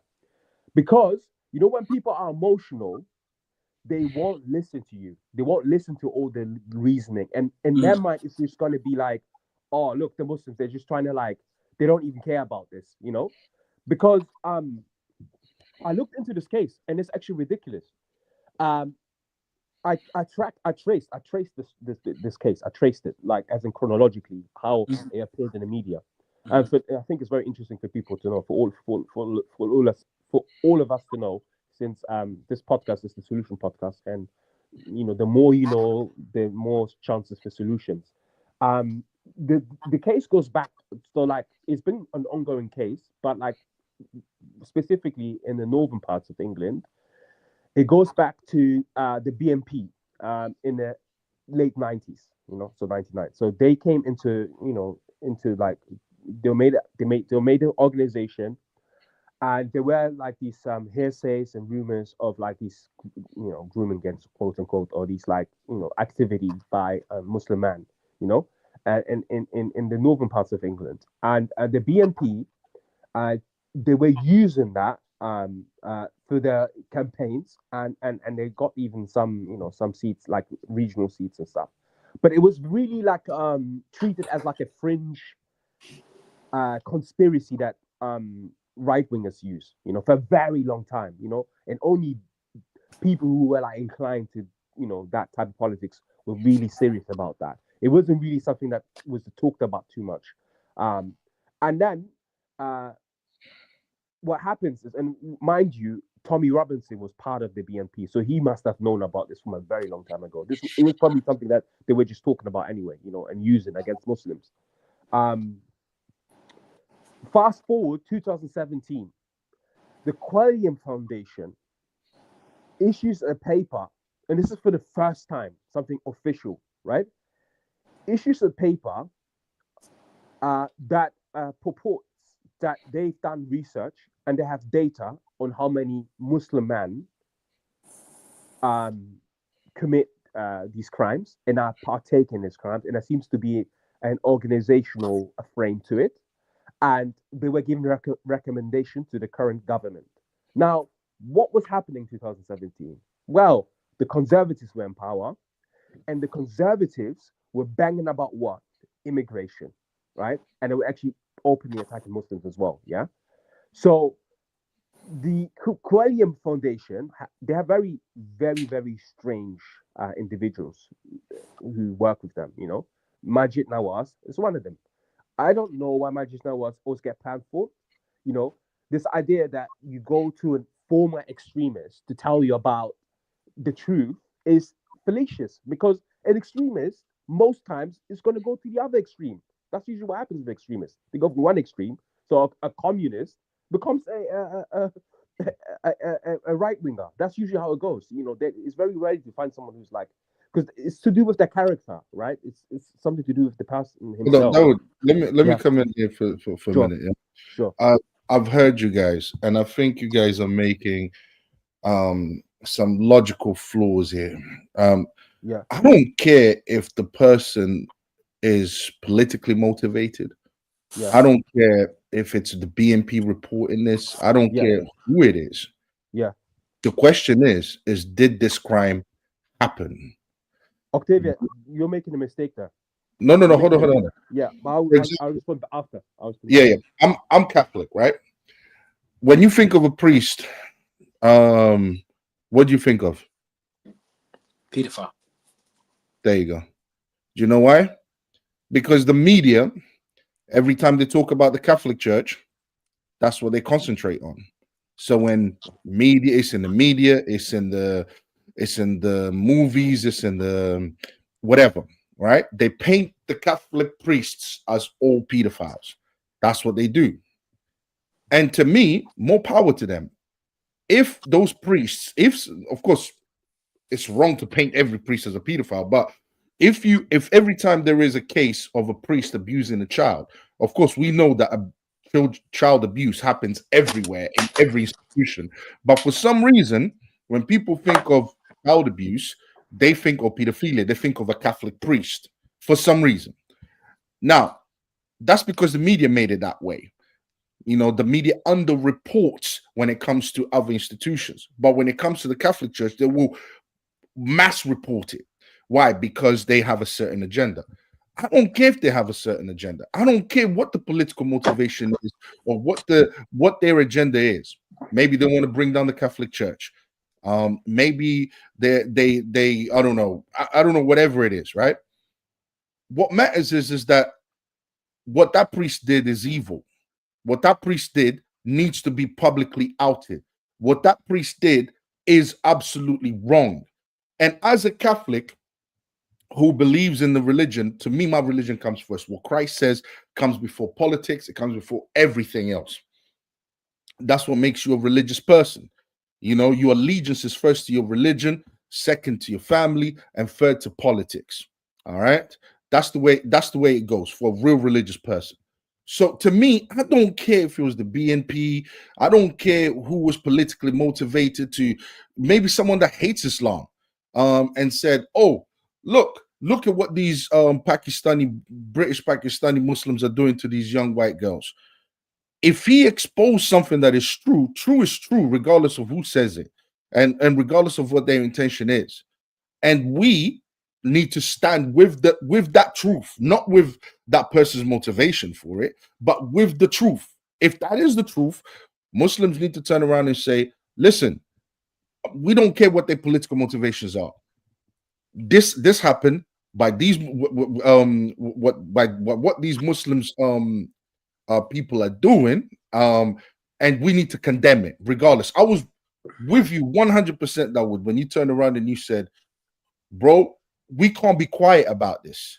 And maybe I haven't looked enough around and seen enough Muslims coming out and saying, yo, this is wrong. These guys need to get their heads chopped off, blah, blah, blah, blah, blah, blah. Maybe I haven't seen enough of those examples. But from what I've seen so far, the Muslim community is being very quiet about something that is very, very serious. And it probably doesn't... the algorithm, bro. Your algorithm. It's probably your algorithm. And it doesn't and it doesn't help, to me, doesn't help the Islamic cause, because people will look at, I'm going to tell you from their perspective how they see it. They see, oh, you know, Muhammad slept over, so therefore these guys are, that's where they get the influence from, blah blah blah blah. This is where they can go to and pull up and say this is justified by their religion, blah blah blah blah. So if the Muslims are not helping themselves by basically being quiet, by basically saying, now, is it true that most Muslims are not doing that? Is it true that most Muslims wouldn't even dare go in there? Absolutely, 100%. I believe in that, purely, utterly. Now, are people going to use this to go against Islam? To me, it's like this. It's too quiet. It's way too quiet.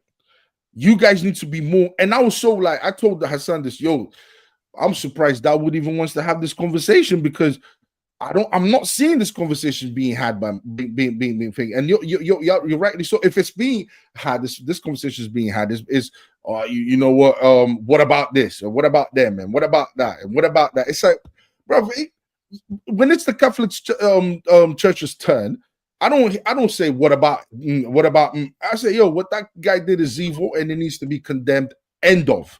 It should not be excused, and we should not be quiet. I guess next time, hold on. Next time, hopefully there won't be a next time, but next time, and they say a priest does something of that nature, okay, I am going to be out here on this thing as a Catholic, condemning it head on, not making excuses, not having whataboutisms, not pondering and speculating about people's political motivations, but saying, listen, as a religious person, that person went against the teachers of Christ. What he did is pure evil. Because Jesus says, if you hurt any of these little ones, it's better that you put something around your neck. I think it's a mill or something, or big stone, and throw yourself under the sea. It is better for you to do that than to hurt one of these little ones. So if I don't condemn it, I am also to blame for what these priests have done. And I don't care. The secular thing owes no allegiance to me. The secular world, the secular reporters and all of that. In fact, they hate me. They're atheists. They hate me. They hate Christianity. So if they feel like they need to milk this for all it's worth and portray the Catholic Church in the worst, but fine. I'm happy with that, because I know that my ideology, what we believe in, does not stand for that and would never stand for that, and it would never get anyone, and no one can read the teachings of Christ and say, yeah, that's cool. So regardless of how politically motivated people are, and we shouldn't even focus on that. We should focus on, why are the Muslim community not being loud enough about this? Sorry, Dawood. Yeah. I just want to say one thing before I forget. Octavio, you said, as a Catholic, if somebody said that the Catholic Church has a lot of priests that are pedophiles, I'll just say this is the Catholic Church is, well, they're wrong or the priests are wrong, and I condemn it, right? Hold on a second, brother. Aaron McKay, I don't want this to drag on, and then I don't get. I tell you, we are bothered by the over-reporting of it targeted at Muslims, the same way you say the media over-reports on Catholic indiscretions. I'll be honest with you, bro. When it comes to over-reporting about the Muslims, what I hear most about is terrorism. This has been going on for bloody since 1990s, and it still hasn't been resolved. And there was even a period of time when it's been completely forgotten. And the only reason why this has come up now is because Jess Phillips decided to say no to a public inquiry, a national inquiry. And but in terms of the media mass reporting, when I hear about Muslims, I hear mostly they're just terrorists. You know, there's another violence, they commit another violent crime against whatever. That's what the media usually. And I don't even know if that's that tough, but that's the perception that people have of Muslims. But yeah, go ahead, bro. So yeah, in response to what you said, that as a Catholic, if somebody accused my community of being pedophiles, or the Catholic who, when they mention that the priests are pedophiles, I would just come out and condemn it, and I would use no whataboutism. That's not true. Why is that not true? Because we had the same discussion on the podcast before. Somebody said the Catholics are pedophiles. Is full of the Catholic Church is full of pedophiles. And you said, well, there are pedophiles everywhere. Everywhere you go, there are pedophiles. There was no condemning of the pedophilia. There was just a whataboutism, focusing on the fact that wherever you have a large group of people, there may be pedophiles. And I'm just, which some people on the Muslim side are saying the same thing. There are pedophiles everywhere. So are you saying that the covering up? Sorry, 1 second.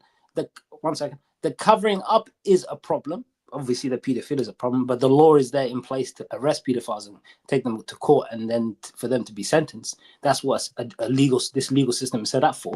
But their emphasis, the far right, and they say it again, and I can show you clips of them saying it again, it is religiously motivated, meaning if you're a Muslim, therefore you're a pedophile. Not that these Muslims happen to be pedophiles. That's the issue. All right. Okay. First of all, I don't know exactly what you're referring to. I would have to hear the recording, because usually whenever I talk about this situation, I first condemn the Catholic priests, and then I highlight the fact that that pedophilia is literally everywhere, and then I go into my religion. What Jesus teaches does not support pedophilia in any way, shape, or form. And so what that priest did goes against the Catholic Church and goes against the teaching of Christ. So and yeah, do bad people do bad things? Yes, they do. Whether they're Muslims, whether they're Christians, whether they're atheists, it doesn't matter. Everyone does bad things. So I would have to first of all hear that back.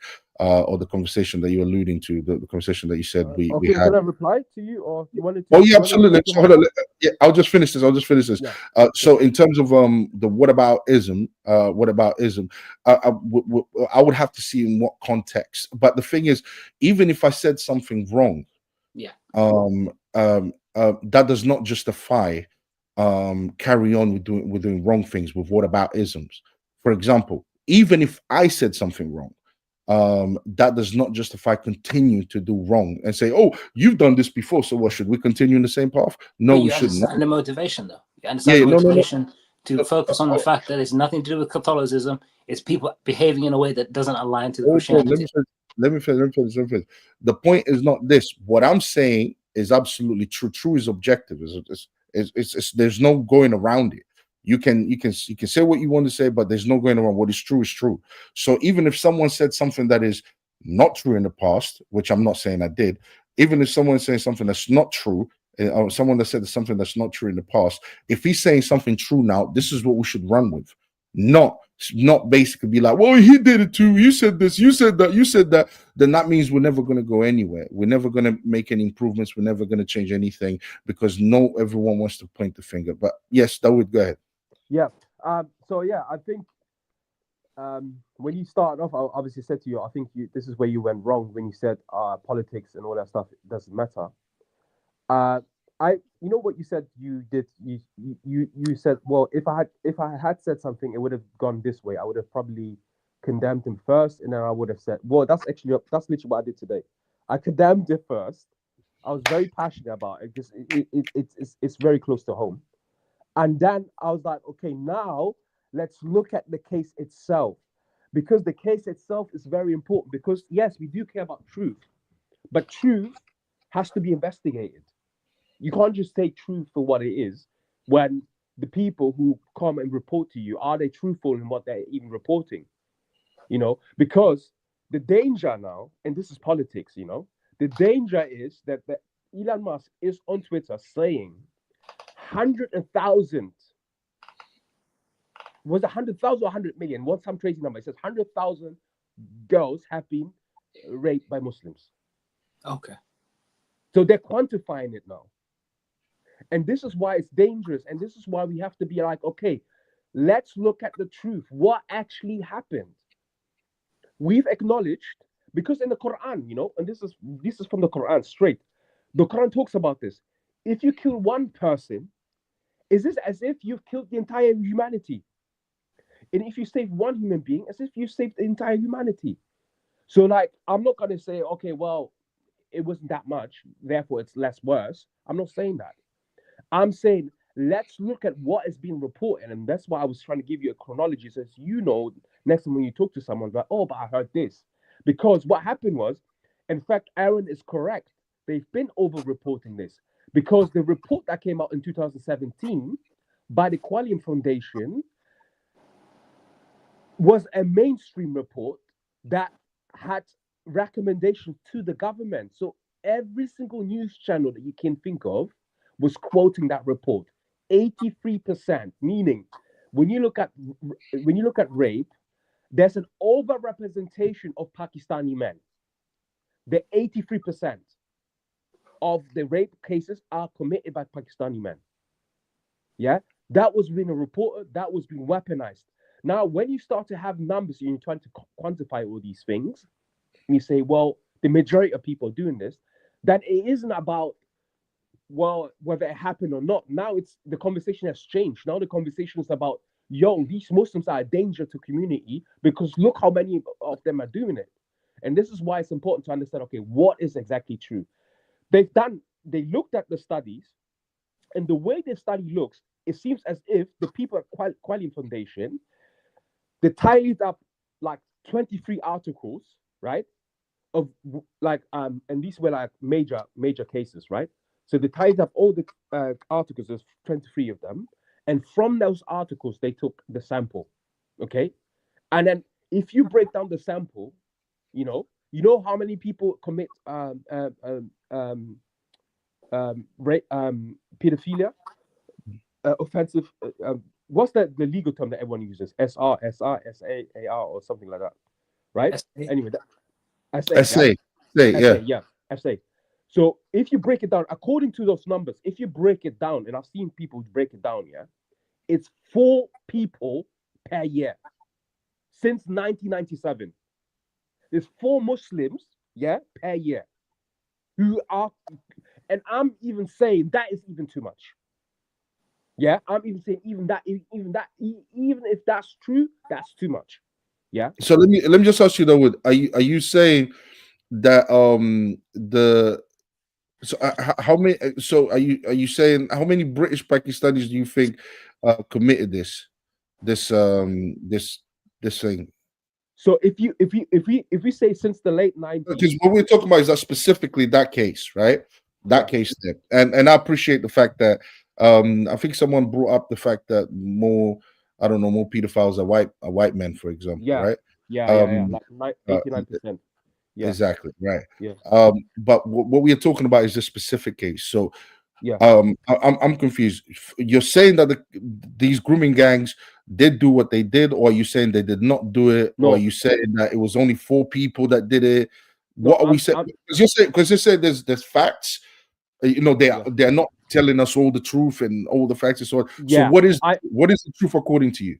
Yeah, I'm saying that according to the Qualium study, right? This is the study. This is the main study that everyone refers back to. Yeah, if we take that for what it is, the media basically took a micro problem, something that you can't even pin down a community behind it, and exaggerated the entire situation. Okay, they've made it as if it was actually a whole community of people doing it, when it was just a very fringe group of a fringe group of a fringe group of people who were doing it. If you take all the years together, because that's what they're doing. The people are not saying, oh, and this year there was 20, or in this year there were 12 who were doing it. They're saying, no, since the 90s, hundreds of thousands of girls have been raped, and out of hundreds of thousands of people, 83% Pakistani men were doing it. But like, there's no citation. There's no citation to the study, because that's what it is. There's people talking about it, and like, you know, people like spreading it, and then there's something when it goes on TV and it goes on national, and then the government is discussing it and all that stuff. And as Aaron rightly pointed out, this story has been an ongoing story since 2017, at least the mainstream media, and it's been flaring up. It goes and comes back. It goes and comes back. You know, and then recently it's been coming back again because of, like, you know, what's it called? Elon Musk kind of like pinpointing at it because he was trying to like change the subject or whatnot. Yeah, so I just feel like it's good to know all of these things, and still have the position I had before, which was we need to be the strongest in this condemnation of this thing, regardless of what people are saying. We have to be the first people, and we have to air this out. But it's also good to know, to balance it out. Look, there is something going on here, and what is exactly going on here? And then when you look into it, and you're like, well, what the hell? So where's this coming from then? Because I want to know the truth, you know. Because the thing is, if we're going to cast doubt, because there's been 2 inquiries on it. There was the J report, and before that there was another inquiry, and before that there was loads and loads of complaints, and all of these were recorded before 2008 when Keir Starmer took over became the head of CPS. So and these inquiries exposed the fact that especially the J report, it said it went back to 1997. So they basically looked at cases from 1997 up until then. And correct me if I'm wrong, but hundreds of Pakistani men, I'm not sure, is it, I won't say hundreds, but I don't know if it's less than 100, but please someone correct me if I'm wrong on this one, have been already jailed, and a lot of them have been let out already. They already have served their sentences and so on and so forth.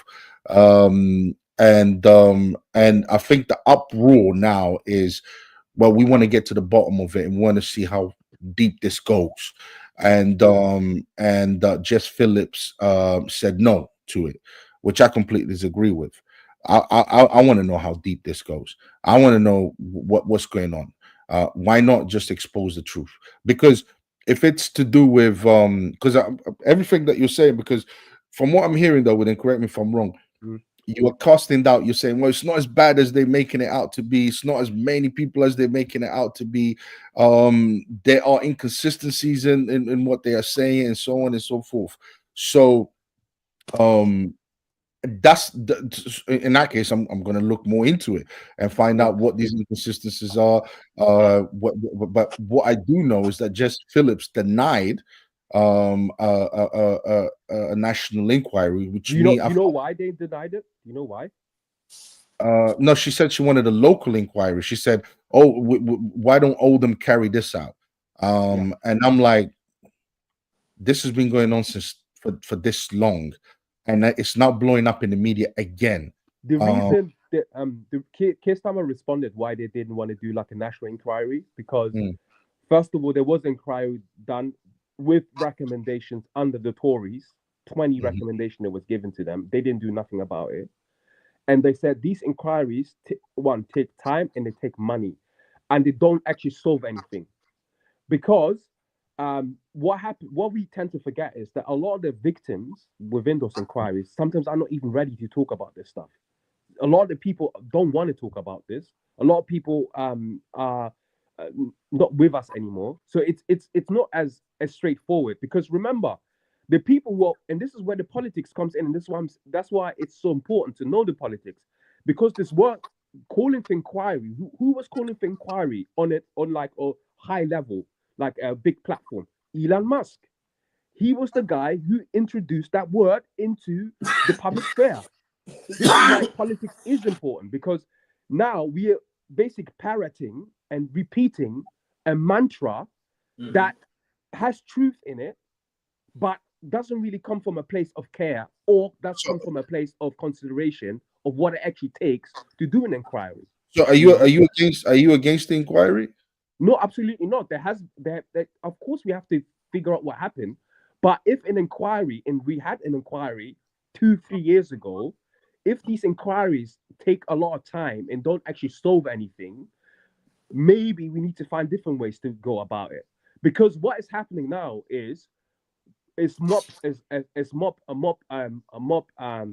word? Mob violence, not mob violence. Like Mob rule. tyranny of the tyranny of the mob. It's the tyranny of the mob. The mob is angry now because there was an instigating the mob. Give us the king. We want to behead him now. Give him now. We want to behead him. And he's speaking to a specific crowd. Yeah, so you can't like run a government like that. Like I think the justification that Keir Starmer gave is plausible.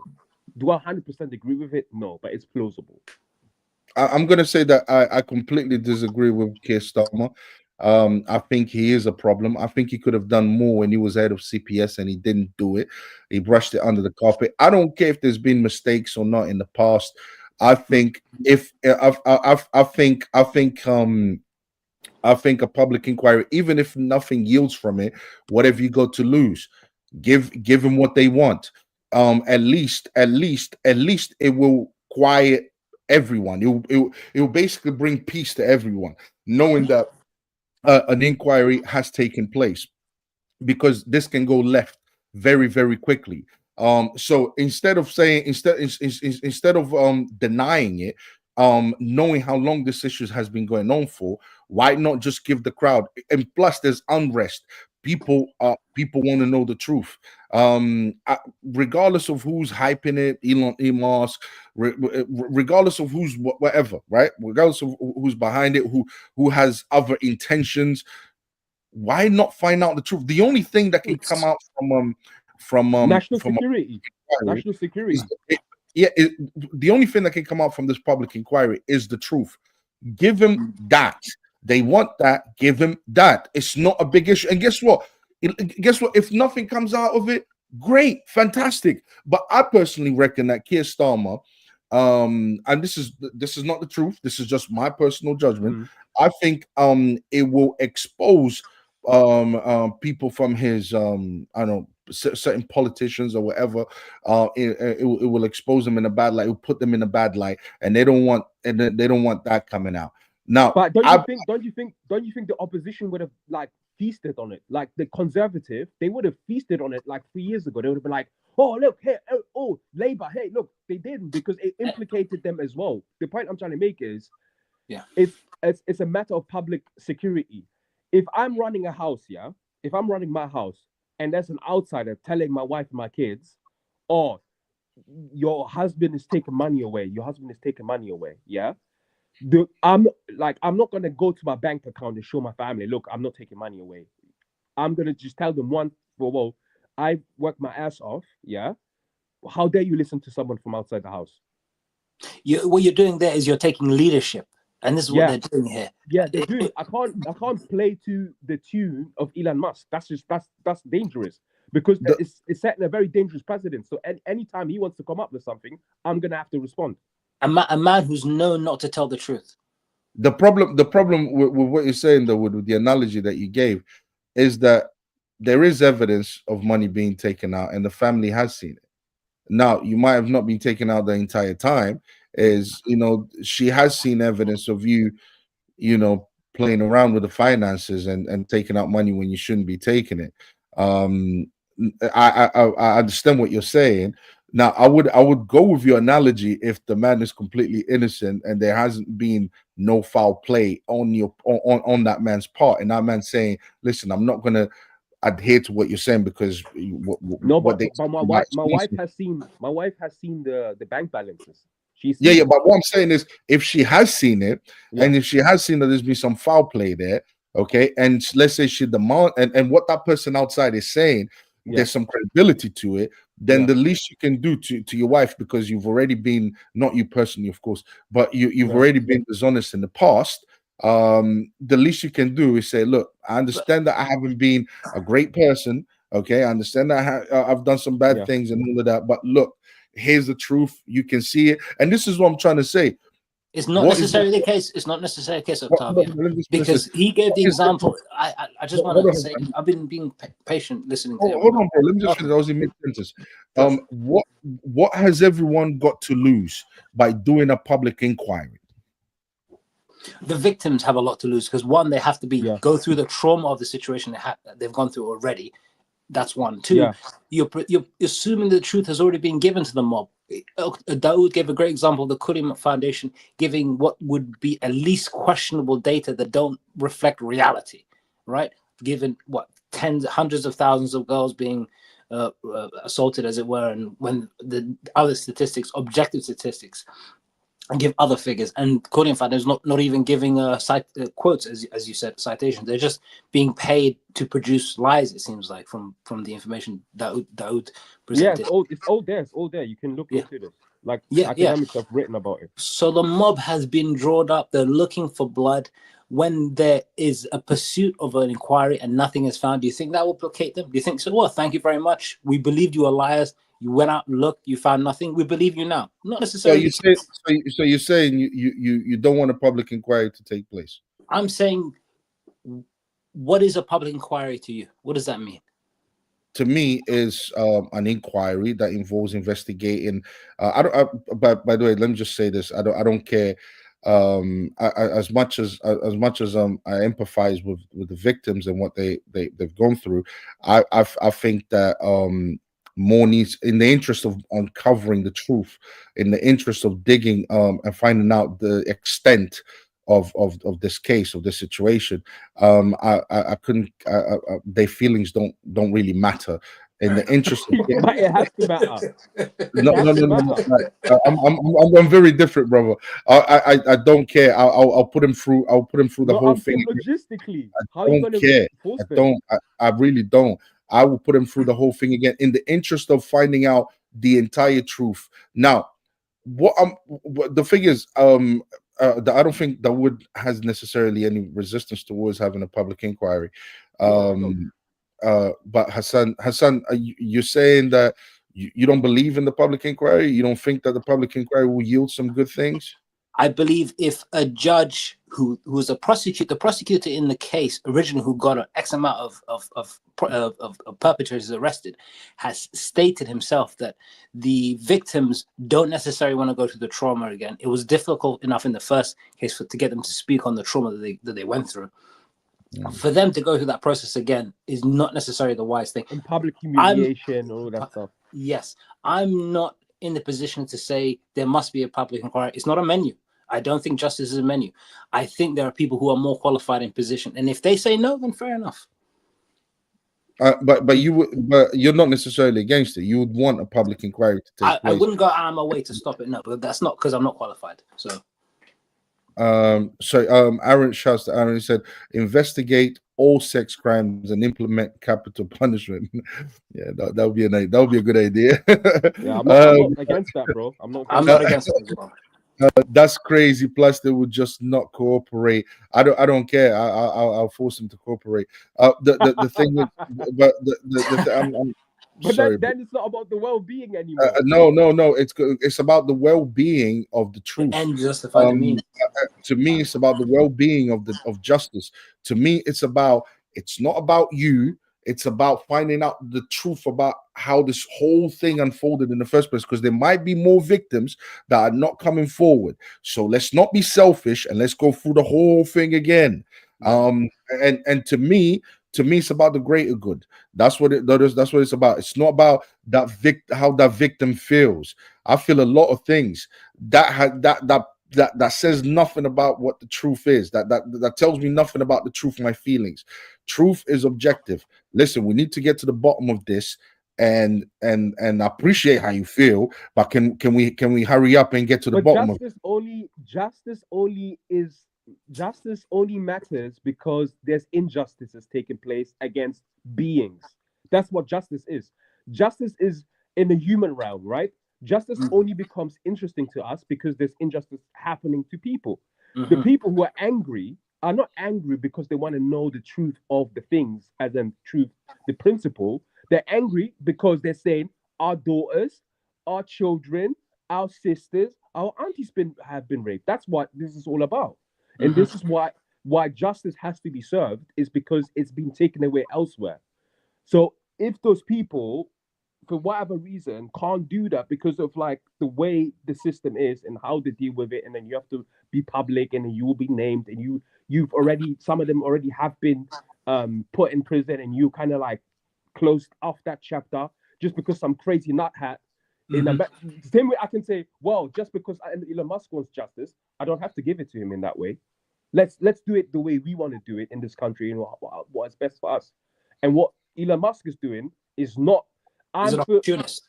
Yeah, it's an opportunity. That's why I'm saying it ties in together. It's not separate, because to say it's separate is to say there's some form of intent here that comes from a place of righteousness, and it's not.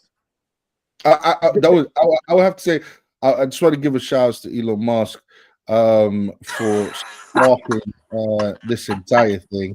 I just want to give him a shout out. You know what I mean? Shout out to you, broski. Because I can't stand Keir Starmer. I'll tell you that right now. Though, you're biased then. That's the bias then. Bro. No, it's not. It's not. Okay, listen, yeah. I'm not a fan of the Labour either. Like, we have something in no, common I can't stand Keir Starmer because I just find him so shady, and I find his character questionable. Yeah, and Sir Keir Starmer to you. Huh? Sir Keir Starmer, dude. Yeah, it's Sir Keir Starmer to me. Yeah. Following to Keir Starmer, but my issue with Keir Starmer is that this was a situation, was an issue. He had the chance to do something about it, and now he's making excuses for it. I didn't like him from the moment he branded every person that branded every single person protesting far rights. That's like me branding every single Muslim a terrorists. Yeah. It's like, that's just not right. That's just not fair. That's just not whatever. So to me, is already he's a shady character, and he had a chance to do what was right when he was head of CPS. He had a chance to investigate this further and nail it and put an end to all of this nonsense. So we didn't have to hear about this in 2025. But guess what? Now it's blowing up again. And yes, is the right politically motivated to basically to use this against Keir Starmer, and yeah, of course they are, and to use it against Labour so that they can get extra points and win the election. Yes, they are, and they're going to milk it for all it's worth. Am I sitting here thinking, yes, the Tories really care about the victims? No, I'm not thinking. I'm saying the public is invested in this now. Okay, what has happened is criminal, is wrong. It has we have to do something about it. We have to implement things that this doesn't happen again. And regardless of what the Tories are doing it for, regardless of their political motivations, whether they care about the people or not, who cares? The public is invested now, and they want justice. So what is wrong with if all they are asking for is a national inquiry? Why the resistance? Why the resistance if all's being asked for is a national? What could they possibly fit? If everyone is innocent and everything is gravy, what are you worried about?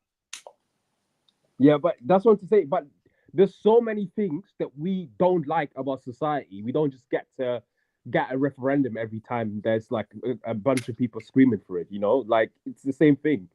We talk about would you agree with me though that this is this case is a little bit hey bro, listen, I'm with you. I'm absolutely with you. Keir Starmer, I don't like that guy. He's strange, he's weird, like he's not Hassan likes that guy. To me, he's a closet conservative. He's actually a conservative. He just pretends to be a thingy. He's really part of the other side. I agree with you. I do agree with you. Can I say? Yeah. Can I just add before? I didn't know anything. Just respond to Octavio what he said. I didn't know anything about Keir Starmer. I don't care about British politics. Never have. But as soon as he said these far right thugs, I was like, this is my guy. I like this. I like the fact that he's called these people burning down hotels, refugees in hotels, and burning down places and breaking down mosques. Those far right thugs, all right? I'm not protesting denying in areas where there's literally no Muslims, no immigrants, saying we've had enough of these immigrants. Not even we've got nothing to do with you. You live in Hackney or something? When they live in some random village that nobody's ever heard of, and they're burning down their local chip shop or something, and to be up a local immigrant, that one immigrant that's there. So yeah, it's good that I respect Keir Starmer for hurting the feelings at least of the far right, which is no, listen, guys. I am completely and totally against far rights. I don't support them in any way, shape, or form. As a Christian, I'm against them trying to thinking they can hijack Christianity for their own racist nationalist purpose. We need to have more Christians really talking really like strongly about this, you know. No. I'm gonna be, bro. I'm gonna be vocalizing it, and as you know, I've no issues condemning them. I could be sitting here with Muslims or far rights. I'll be telling them the exact same thing. Because what they believe in is not in line with Christianity. So their agenda is not our agenda. So I don't know where they're coming from with this trying to hijack Christianity. I think that's nonsense. But we've had two shows today. We had Pastor tells pregnant teenager to apologize, and we went from there to damn it, Darwood. This was supposed to be a specific bloody show, Darwood. Oh God, man. I think it's good. I think we're trying to be as honest as possible, and it links as well really nicely. The what? The topics really linked really well as well. It did. Because we saw an example of someone who was doing what was right by calling it out, and then maybe where even what's Octavia. Even if say, in Hassan you said this, yeah. Even if imams did condemn this like 5 years ago, if this comes up again, condemn it again. Honestly, condemn it again. You know what? Let me agree with you, Dawood, for a minute. Hassan, do you condemn it? Do I have to condemn the rape of children? Yes, I condemn. Hassan is a yes or no question. Do you condemn the grooming gangs? I'm going to do a Piers Morgan here. Do you condemn it, Hassan? Yes. But why are you asking us the question? Huh? Don't worry about that, Hassan. Do you condemn it or not? There we go. Anyway, I condemn it. Yes, I condemn it. It's horrible. It's abhorrent. Appropriate measure would be death penalty, so on and so forth. But there'll be a lot of that going around if I had my way. But here's the thing: the death penalty is not anything else. I don't want people to edit it. But the point I'm making is the response. I'll side with you in this way, in the sense that the response is a bit weird. This is from a Muslim to a Muslim. There is a lot about what I've seen it consistently, even during the protests of the far right and such during the summer, those far right thugs, as Keir Starmer appropriately called them. There was a lot of I remember seeing people in prominent positions within the Muslim community. I mean, in terms of they've got their own channels or their own quite a lot of followers, saying, "Oh, these guys, they have no teeth," and then they're worried about Abdullah, who's the doctor, stealing their job and things like this. And I remember thinking, it's your response to people just being violent and things like is to mock them and to humiliate them and things like this. It's just silly. And then in the response to this as well of, okay, the statistics are important.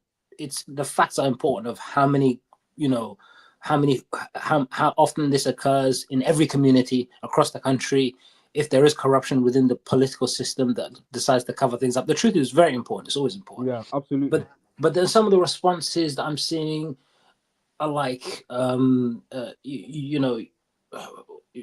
you white people do this and all that sort of stuff, just throwing mud in response for mud. And then you have even the same with the Israel-Palestine situation, which is by far the worst I've seen, which is, oh, well, Jews are this and Jews are that, and Jews are and then you've got all the way to the point where it was the far right and some prominent Muslim content creators buddying up with Nazis and saying, well, the Jews, that was shameful, very, very shameful. It's so un-Islamic. It's so pathetic. It's so weaselly, right? And it seems like that going back to Timothy 20, right?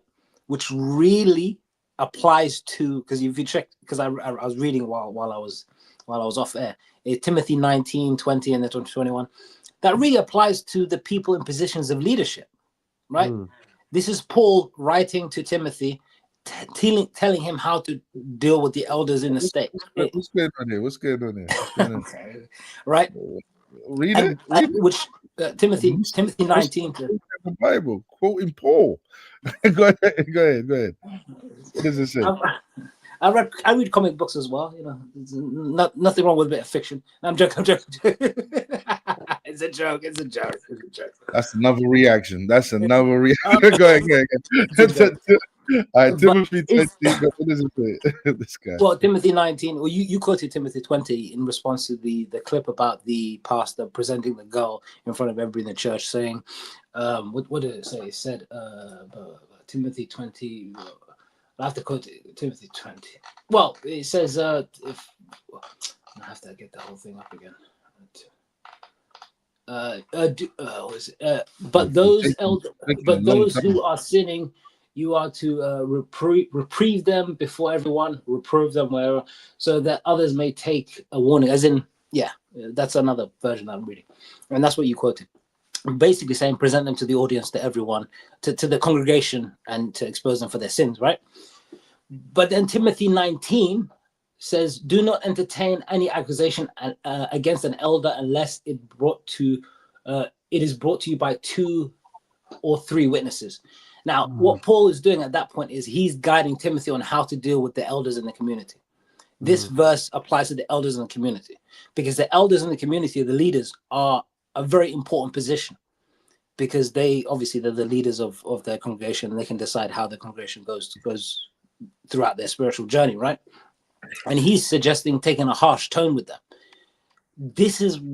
Unfortunately, I haven't seen many khutbahs talking about it. You're right. I haven't seen many YouTube videos. I haven't seen many. It's more defensive and offensive. It's more like, well, you white people are doing it. This is you're this, you're that, whatever it is, right? Whether it be on Twitter. There should be more accountability. There should be an equal level. Unfortunately, we might be in the business of selling the religion instead of telling the religion, where we're trying to present and sell the best image of the religion. 1 second, Octavia. I know you want to say something.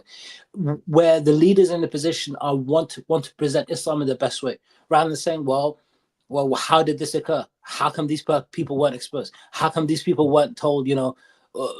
When we first heard about them, you can't come to the mosque anymore, what the hell, or whatever it is, or the imam's taking active care instead of whatever it is. Is there a failure in leadership? Yes, there may be. Because we do it with other things. So Dawood, I wanted to ask you the question. Why do you think the Muslim community is so silent on this? Okay, this is where I get a bit controversial. And I have to be very careful, not because I'm afraid or anything, but because I want to speak the truth, okay? Okay, look, the communities that were involved in the northern parts of, so not the community, but the individuals of the community who were charged of these heinous crimes were of South Asian descent, right? And culturally speaking, and this is something that I know of, even sort of like the subcontinent, right? Look, I'll be the first guy to put my hand up and say that Black people have an issue. I would say that Congolese like too many clothes, and they like drinking, they like dancing too much. They should kind of focus on building their country a bit more. I'll be the first guy, and I will say that. Okay, I won't be shy about it, The same way I went on the podcast with Sneeko, and Sneeko was saying a lot of things about African Americans that were incorrect. Some of it was true, and I was like, yeah, that's correct, but like you're exaggerating here. So people of like South Asian descent, I feel like, but I know that a lot of it in their culture, it's that they sweep things under the carpet when it comes to these things, okay? There has been incidences that I was made aware of, and I've experienced it myself. Because and this is, like I said, this is very profound and that's very deep. A lot of the Islamic countries are shame cultures. You know, there's a difference between guilt culture and a shame culture. A lot of the European countries are guilt cultures. So a guilt culture, the guilt is on the individual. Okay, so the individual has to deal with the problem or the sin. Yeah, and this is just like culturally and civilization, like in terms of civilization, how we, how history went. Sorry, Daoud, I'm going to interrupt you for 0.2 seconds. Sure. I don't have the specific quote. I have to find it. I've been looking for it for a while because I wanted to say it to a friend of mine. But there's a word in Urdu, or the term is very common. The term is, what will they say? Meaning your actions have a reflection upon us, the family, and the collective. The family, and correct. You have something very similar in African culture as well. Like Congolese have this as well. They say the son of so and so. Okay. I saw the son of so and so. So it's not I saw the son doing something. I saw the son of so and so doing so. So there's a difference between shame culture and guilt culture. And this is what I really want to approach this academically, so that I don't get into like stupidity. So like a lot of the South Asian countries operate under that. And when you're in a shame culture, what happens is that you are bringing shame to the family. You're bringing shame to the community. How dare you? Because of that, you want to reduce shame, because you become part of the guilt of that very individual, and it is something that the evolutionary has developed in that part of the world in that way, and it's wrong. It's wrong, because Islam came. There are verses in the Quran. Allah subhanahu wa ta'ala talks about this. It's like, be truthful or speak truth even if it's against your own family. The Quran is encouraging us. This also applies to Prophet Muhammad's uncle, who didn't convert because he was afraid of what his companions, his friends would say. Yeah. And Allah says you can't pray for him. You can't pray for his mercy, because he was concerned about what people would say about him. So you can see it goes back, or even back then, all the way there to these times. Now, I do agree that if there's a scholar or a person in the community says, okay, hold on, we have to be very careful about this, because look, when they're not careful, what happens? When you just spread information to the people, they will burn your houses down. We've seen it. It can happen. So I do see that there is wisdom in approaching this, but I feel like it was misplaced here, and I don't think it was done from a place of wisdom. I think it was done from a place of shame. Like, I can't sacrifice my son. I can't sacrifice my husband, knowing that he's been sleeping outside, and then expose him. I can't do that. It's going to come back to me, my family. My mom is going to hate me for it. My parents are going to hate me, and these are the realities that we unfortunately have in those communities.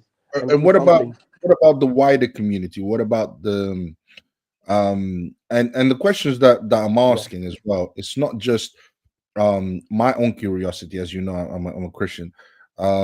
It's also what people are asking publicly, and more people want to know. And I think, since I've got two Muslim brothers over here, that they can at least set the record straight about their position. Okay, it would have been good if we had a South Asian brother here as well. Just the optics, it would have been good. But again, I mean, I'm not speaking on behalf of that community, but I speak of what I know, because I've been adjacent to the community, because obviously they're my brothers as well and sisters. But the question is, why about the wider Muslim community? Well, if you've been ever to Bradford, you will see that the majority of Muslims there are just Pakistanis, or Rotherham. It's predominantly Pakistani community. I have been to certain places that you're right about that. Yeah, you're right about that. Well, to be fair, I'd go as far as to say the term in the UK, the term Muslim generally means Pakistani. People say Muslim, they mean Pakistani. Yeah. I think the Somalis have slightly changed that perspective, that optic, but you're still right. Yeah, you're still right. this is why when you see like national holidays and Tesco or something, you would see for Eid or something, this majority of like East Asian food, you know, like South Asian food. And this is something, you know, because hey, listen, there are some of my Pakistani. There's this big scandal that happened like 7 years ago. There was a preacher, yeah, Pakistani preacher from Birmingham, okay, and I was very very vocal about this, and I was very very angry about this. Who came out publicly doing on the day where everyone's supposed to celebrate on Eid, he came out well intended, I guess, to tell people celebrate you Eid in a halal way. Don't be doing haram and this and that. And then he carried himself away, or maybe exposed what really was inside of him, and said, Pakistani brothers, start acting like black people. Oh wow. So you see, we have an example here where someone publicly comes out and calls out black people and gangsterism. We have that. But when it comes to this whole grooming situation, we don't have that. And this is why I'm like, no, we're not going to play these games. We have to call it out. We have to call out the people by its name. We have to call them out by their door number and their national insurance number. Yeah, we have to call them out. Because when it comes to talk about gangsterism, start acting like black people, oh no, he didn't mean it that way, blah, blah, blah. I got angry. I was in the group chat because I saw it happening online. I was in the group chat of all people who knew the brother. I went into the group chat. I said, look, I'm posting this. Don't write to me. Don't message me. Don't tell me about Islam and da-da-da. This brother is wrong. I will call him out publicly right now. There was one brother who was trying to like antagonize me. I just blocked it. The rest, they messaged me, oh, brother, I understand. And the other rest didn't even say anything to me. Yeah? So, I came out and I said it. I was like, this guy, I just gunning for him. I was gunning for him. There was an imam who knew him really well, very well-known imam. He came out in his defense. I went to the comment section. I said it. I said what I said, and the imam he put like a upset smiley on my comment, as in like, oh, I hurt him. No, I'm gonna say it. I don't care. The truth is the truth, Octavia. So we're similar there. The truth is and there's good in speaking the truth, because I remember seeing you in one video talking about brother Somali imam in the US who made unpleasant comments about the African American community. Yeah, he was called out for it, and he apologized. He said I was wrong. Yeah. So there is good in assisting your brother when he's being oppressed, and there is good in stopping your brother being an oppressor. Mashallah. When the way I'm looking at this situation here, just as having this conversation, we're not going to go. We're about to end it soon. To me, this is a way of you guys kind of speaking out, you know, against it. And this is what basically all I was alluding to. It's like, oh, I haven't seen many Muslims condemning it, and then I'm seeing Dawood condemning it, and I'm like, okay, why don't I see? Even I'm not talking about Pakistanis necessarily. I'm talking about, you know, Somalians. There's one here. Oh, I condemn it. Hassan. Oh, I'm an honorary West African when I agree with you guys, and when I disagree, I'm Somali. I disagree. Hassan, I'm just gonna say it like this: I forgive you. But I'm glad that you're here. I'm glad that you're here. I'm glad that you finally made it. But what you call it? You know, Arabics and all of that type of stuff. You know what I'm saying? Those type of people like coming out and saying, non-Pakistanis, basically Muslims coming out and saying, yo, this is wrong, or making podcasts like, you know, basically saying, yo, what happened there is wrong. You know, we need to band together and making sure that we're in one up, because I personally believe that will make Muslims. Hijab did it openly. In fact, I don't know how Hijab does it, but he always catches Elon Musk's tweets. He went exactly under Elon Musk's tweets and he did like a mass appeal. He's like, every single Muslim underneath me condemn these attacks, and then there's like hundreds of Muslims who are condemning it on Elon Musk under Elon Musk's tweet. But that was not enough, and this is what I'm saying. It's not about that. No. When I say condemning it, I'm not talking about, you know, like sending a quick message saying, oh, I don't agree. I'm talking about like, you know what I mean, like mass what do you call it? Yeah. You know, like mass representations or something, like where it makes it clear for everyone that what if that's not the culture? What if it's we not the don't culture? The culture, no, some cultures don't speak out publicly. They do it within their own community. I mean, I'm just telling you what would help the Satisfy the situation. mob. Bro, you can even view it like that, but I mean, don't get me wrong. If you don't want to satisfy the mob because you believe that you are in the right and you don't have to, by all means do that. But I think. Sorry, let me just. Sorry, one second. I think we should have been talking about this since day one within the Muslim community. I think there should be more conversations. As Daoud mentioned on a previous podcast, there shouldn't necessarily be an emphasis on theology, which is important, but there should be focus on our behavior, our interactions on the micro scale, on the macro scale, consistent, rather than the religion just becoming a part of the culture or a tradition or a holiday or something you do on Friday, something that we as Muslims should be focusing on in the local khutbahs repeatedly. This is the problem with our community. This is the problem. This is pointing at perfecting our own actions rather than waiting for an external force who only seeks to agitate the situation, to spark a fire, because we've let so much fuel and lint just lie around to spark up the situation. Because we should have been talking about this long before. But again, the culture is, we're only Muslims when it comes to Eid and Friday and things like this. But when it comes to other things that are actually difficult, like people marrying relatives consistently, I think 55% in the UK of relative Muslim community is married to their first cousin or something. I mean, it happens, but 5% I can understand, 10% maybe, but 55% you're almost going out of your way. It's a problem. It's a problem. You're going out of your way to marry your cousin at that point, if it's 55%. And marrying people who are abroad who don't speak the language, and then that person becoming an in-house mute, pretty much to a certain degree, where they have no opportunity to integrate into the society, not necessarily acclimatize, not necessarily change, but be a part of the society. Which, when something like this does come up, somebody says, well, no, my teacher is this and my neighbor is this and so on and so forth. But because you don't see each other and because you don't speak the language, or because you were brought here only to be married to this particular person and your only duty is to be a house servant to a certain degree, these issues pile up.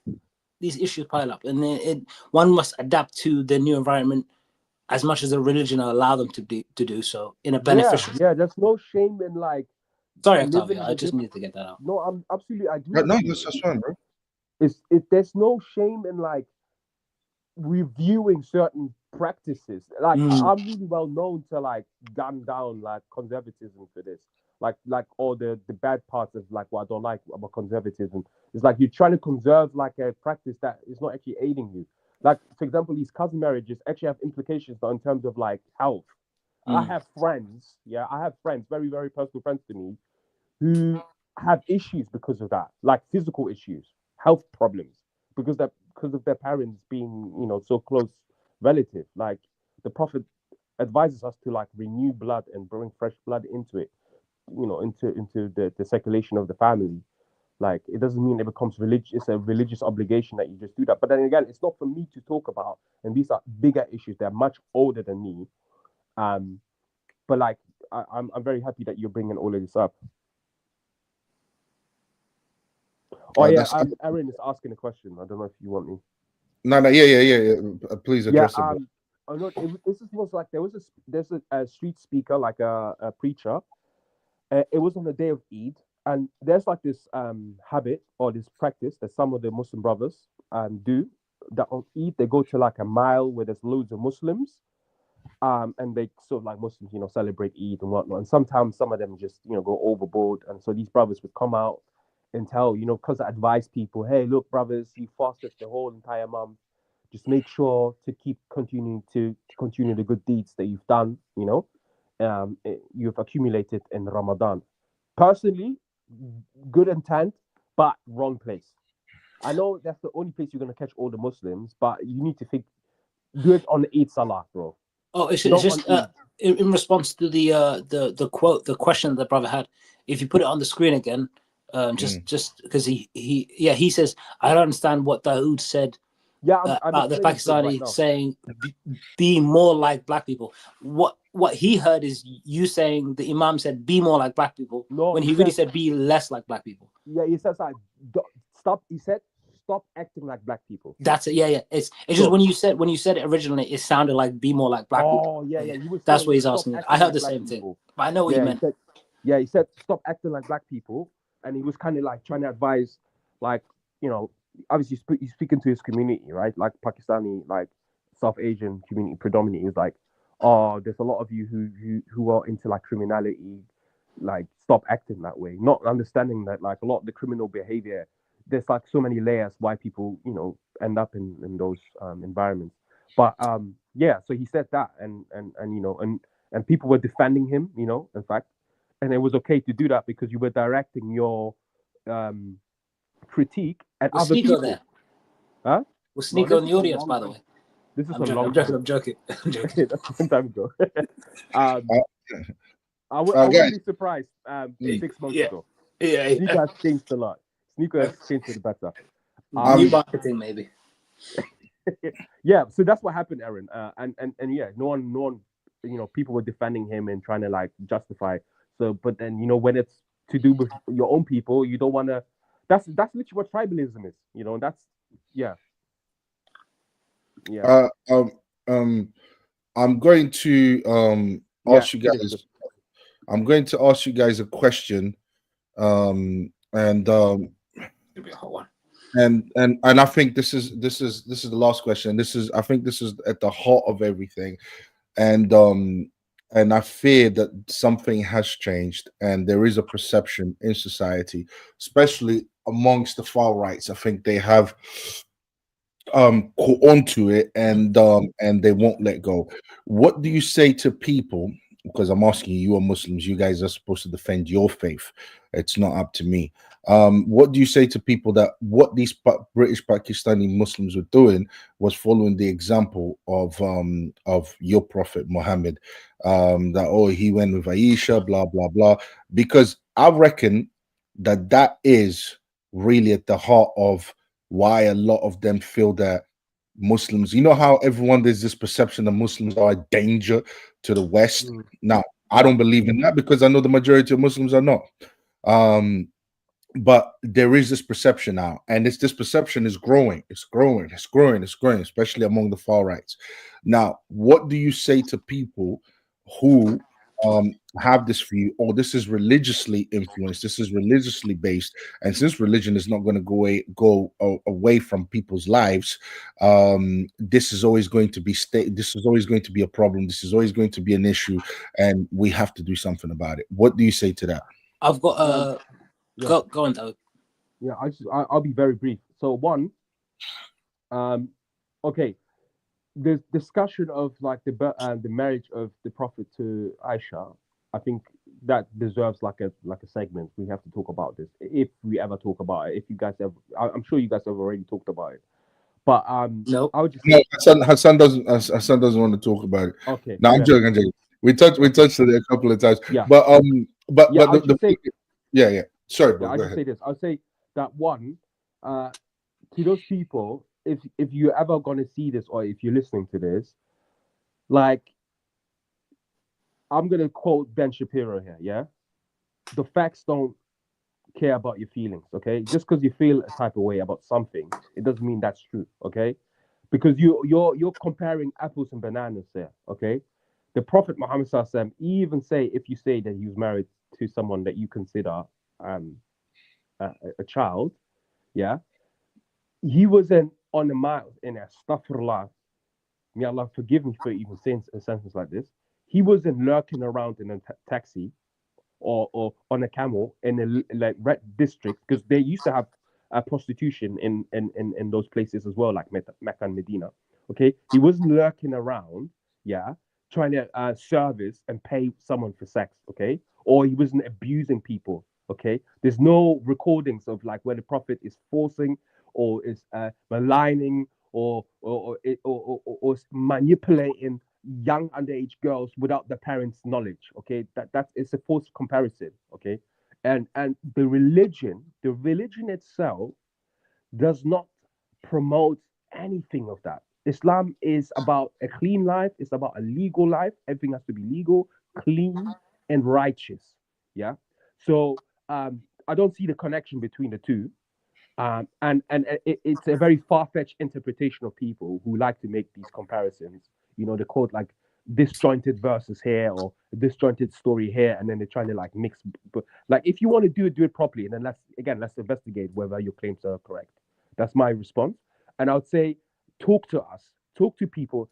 I'm going to share a tweet in the group chat, and this is the last thing I'm going to say. A tweet I had with someone, because I've been tweeting a lot on X. And it was this conversation I had with someone about slavery. Matt Welsh made a comment about Matt Welsh was responding to a tweet that an African American made about African American history, survival, and of slavery, and the history of white people being the enslavers. And Matt Welsh responded and said, "Well, that's not true." Blah blah blah blah blah blah blah blah. And then Elon Musk retweeted it as interesting. And then out of that, ignorance just be spewing, you know, I could smell it. And then I responded and I had conversation with certain people there to an extent where some of them, one person in particular, you know what they said to me? They said, "Thank you very much for teaching me history. It's very complex and it's very difficult to even learn about stuff like this via tweets. I really appreciate you." And this has happened to me on X twice now. So for anyone who wants to know anything, the best thing is to talk to Muslims and wanting to know the truth. Not wanting to know the truth will serve you better than going there thinking you already know everything and attacking people. Because, you know, when you attack people, you genuinely don't get what you want. Hassan, before you come in, yeah, I'm actually glad you're on the group that would, and I'm actually glad I've gotten to know you, because I do have objections to Islam, and speaking to someone like you would actually be like you said, speak to a Muslim. So go and speak to a Muslim, and speak to a knowledgeable Muslim at that.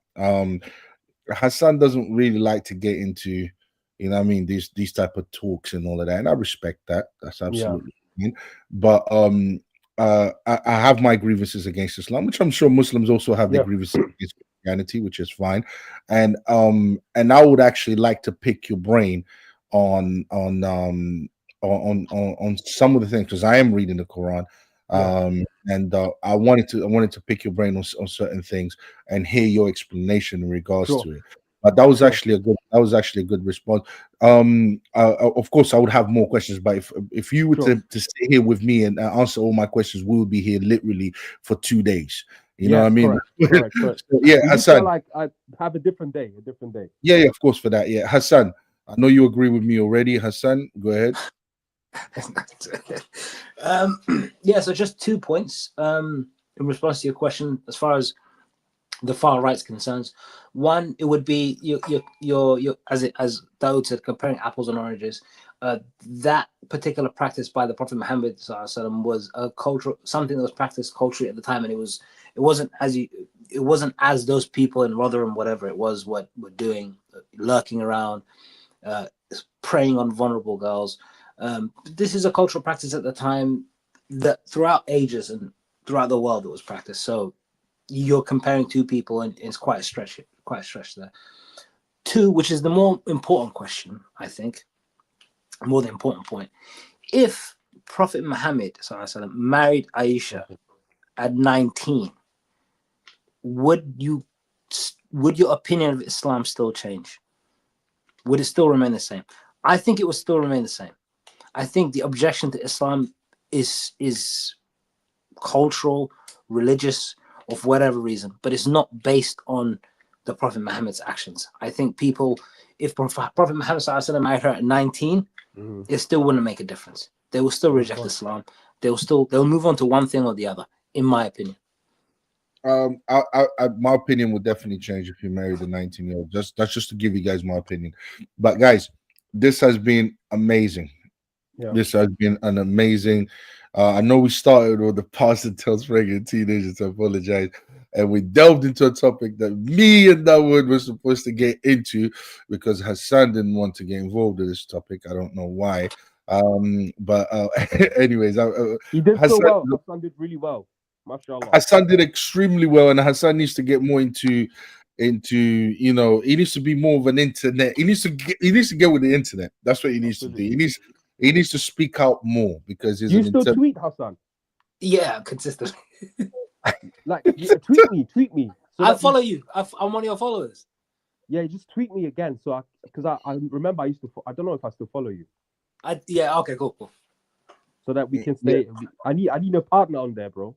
But Hassan needs. I think Hassan would be. I tell him all the time that he would be a great voice for. I told him to open up his own channel. Open up his own channel and just focus on just bringing people back to the truth rather than, I know there's politics, but guess what? This is what we should do. This is the solutions that we should, embark on. And he's really good at that.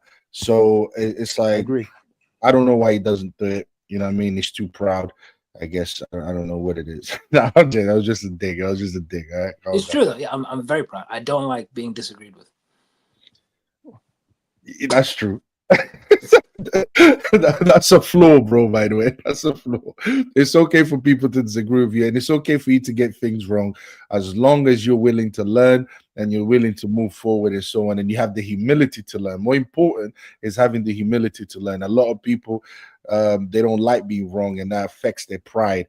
And after that, they become, some people even become violent, because they don't like to be wrong. Aaron McKay, shouts to you, bro. Yeah, man, he's a real one. He's a real one. Yeah, definitely. He definitely is. Giselle Candelaria. She Portuguese. She Portuguese. All right, that's got a bit of a Portuguese Spanish ring to it. Shout outs to you as well for your message. We really appreciate that. And shout outs to Hassan, shout outs to Dawood, shout outs to John Michelle, everyone that's been part of this conversation. Again, another very intelligent conversation, much needed conversation that will hopefully, help to shed some light into Muslims' position on this issue, on the grooming gang issue, that you probably haven't heard in the mainstream media, because you're not always going to hear the truth there, hardly ever. But anyways, guys, I really appreciate you guys for being here with me today. We went for 2 hours and 40 minutes.